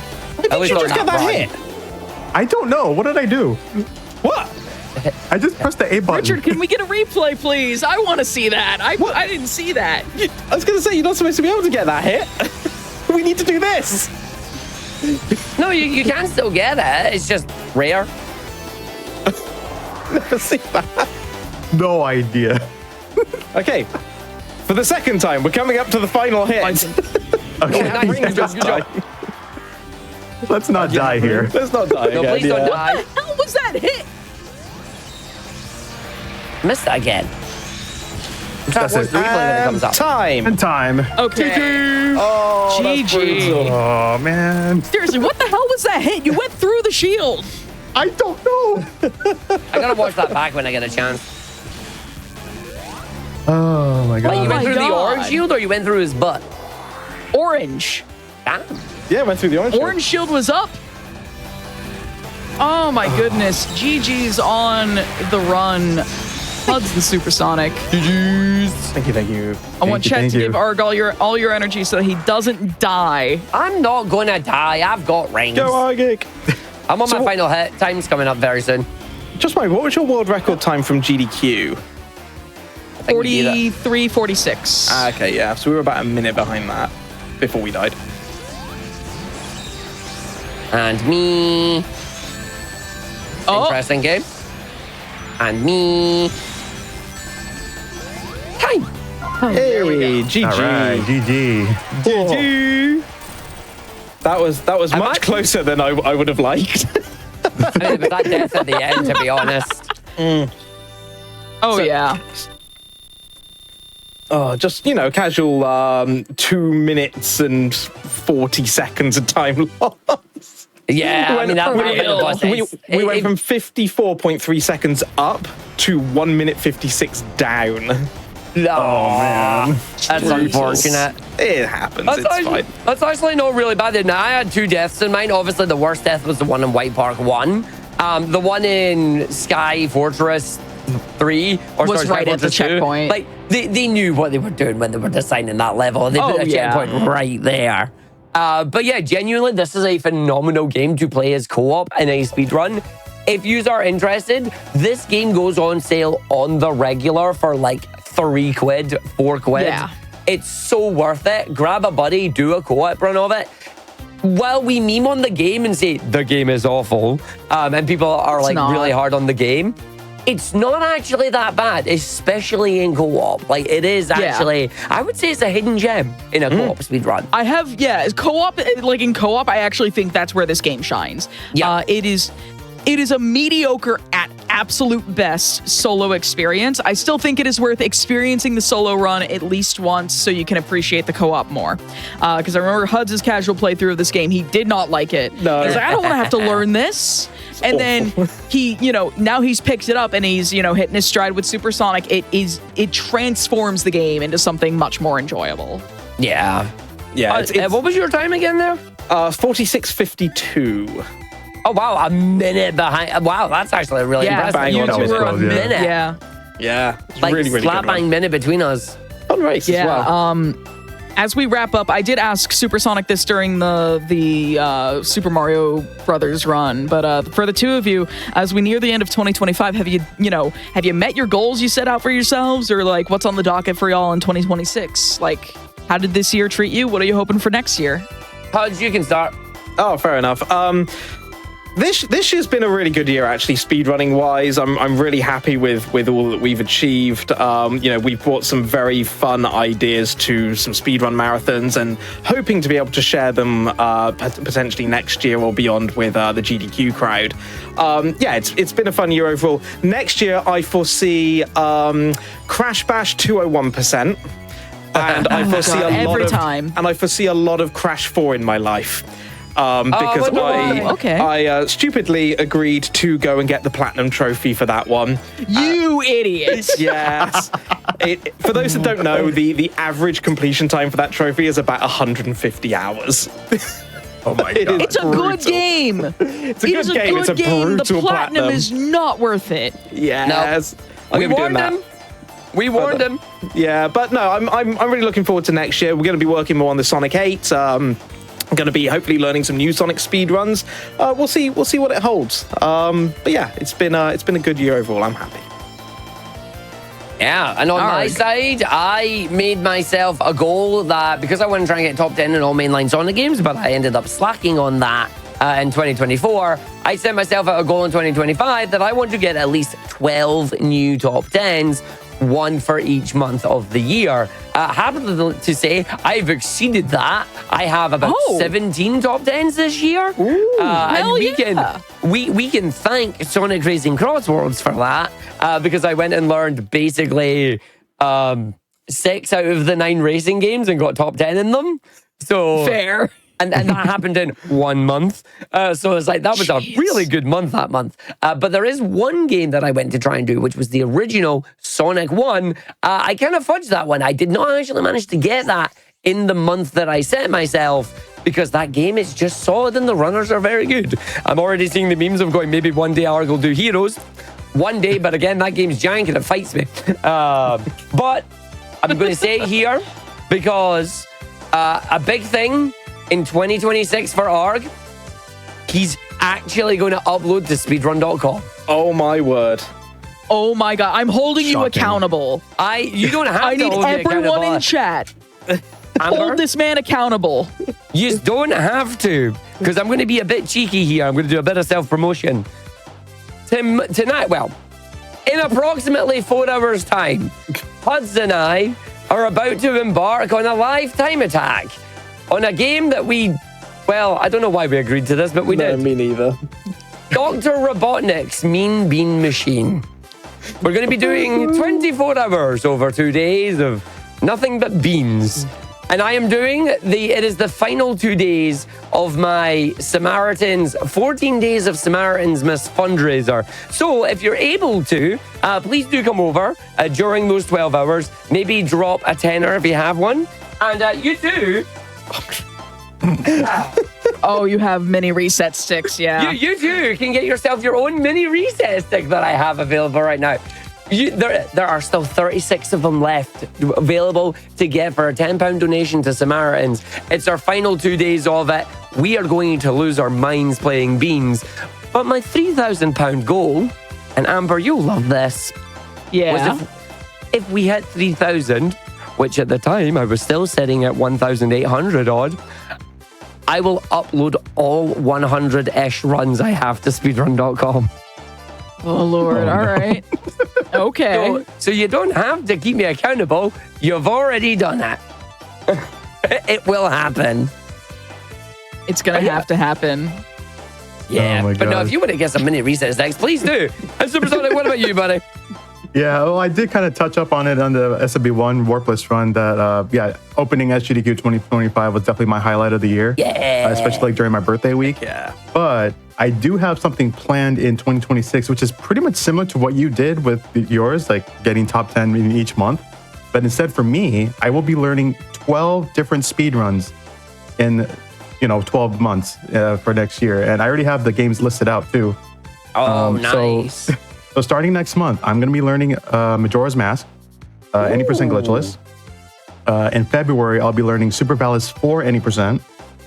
In March, I'll be learning Shadow the Hedgehog neutral route, probably glitchless on that one. For April, I'm still thinking of a category for this one, but I will be learning Twilight Princess.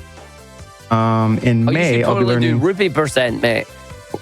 No. I don't know about that. So then in May, we're going to be learning, this is actually something completely different. Final Fantasy 1 Pixel Remaster. I don't know what category I'll be doing yet, but I have been suggested to try this game out. So I was like, you know what, I'll oblige to that. And then in June, it'll either be X or 0 in Mega Man X4, 100%. And then in July, Star Fox Assault, probably Bronze Route. And in August, I'll be joining my best friend, Japsy Man. We're going to be learning the Resident Evil 5 co-op run. Ooh. And in September, I'm going to reteach myself or relearn how to do Sonic Adventure 2 Hero Story. Because I did do runs of it a long time ago. Amber, you remember this. Yeah, I made you resources and everything for like beginner movement and everything. Yeah. I still have those. I use those to teach Pumpkin in the Dark Story run. Yeah, so I'm gonna like actually learn the run properly this time because there's like a lot of strats that have been discovered, and I know like Trader has created like a tutorial for that. In October, I'm gonna be learning Mega Man Battle Network 6 single segment. Gregor or Falzar? Gregar. Yes. And then November will be Sonic Adventure DX a Sonic Story. Okay. And finally, in December, I had it listed as a wild card. So I'm asking everybody in the community, could be anywhere, like whatever community you're from, whether it's like on Blue Sky, Twitter, Twitch, whatever it is. Throw me suggestions of what games you want to see me play and learn for a speedrun, and we will have a wheel spin to decide which game I will pick for that month. And that's how we're going to end the year. Sonic Schoolhouse. Yeah. Oh, God, no. Argic, you need to learn your library. RTSQ. So I love the fact he's got the whole year planned out for speedruns. That's awesome. I know, right? please follow the three of these wonderful people. The Twitch channels are on the screen. That's going to be twitch.tv/argic, twitch.tv/supersonic_, and twitch.tv/HUD601. Wonderful individuals. Can't recommend them enough. Thank you all so much for being part of one of my last two shows of the year. And speaking of all the thank yous going around, I want to thank you all in chat for being here tonight. And please look after yourselves and your loved ones. Drink some water, stretch your legs, eat a snack, take your medication or your vitamins if you need to. Please remember that you are valid, you deserve the best, and the world is a better place with you in it. I'll be back in 2 weeks on Friday, December 26th. Come say hello. Come say Merry belated Christmas, I suppose. That's going to be at 10 p.m. Eastern once again with Pokemon Crystal Rando with myself and TGH. If you missed out on Fast Travel or Passion Project, stay tuned as we replay both shows after this. And tune in this weekend at 1 p.m. Eastern for Oops All Zelda, a weekend full of Zelda speedruns. I'll be running Four Swords GBA for the first time since 2023 at SGDQ Online with TGH as my co-op partner for that evening. So it's a stacked lineup the whole weekend. Go join Jiggy for that. And I will see you all tomorrow night as a runner and also in 2 weeks as a runner and host. I'll see y'all later. Have a wonderful holiday if I don't see you. And have a great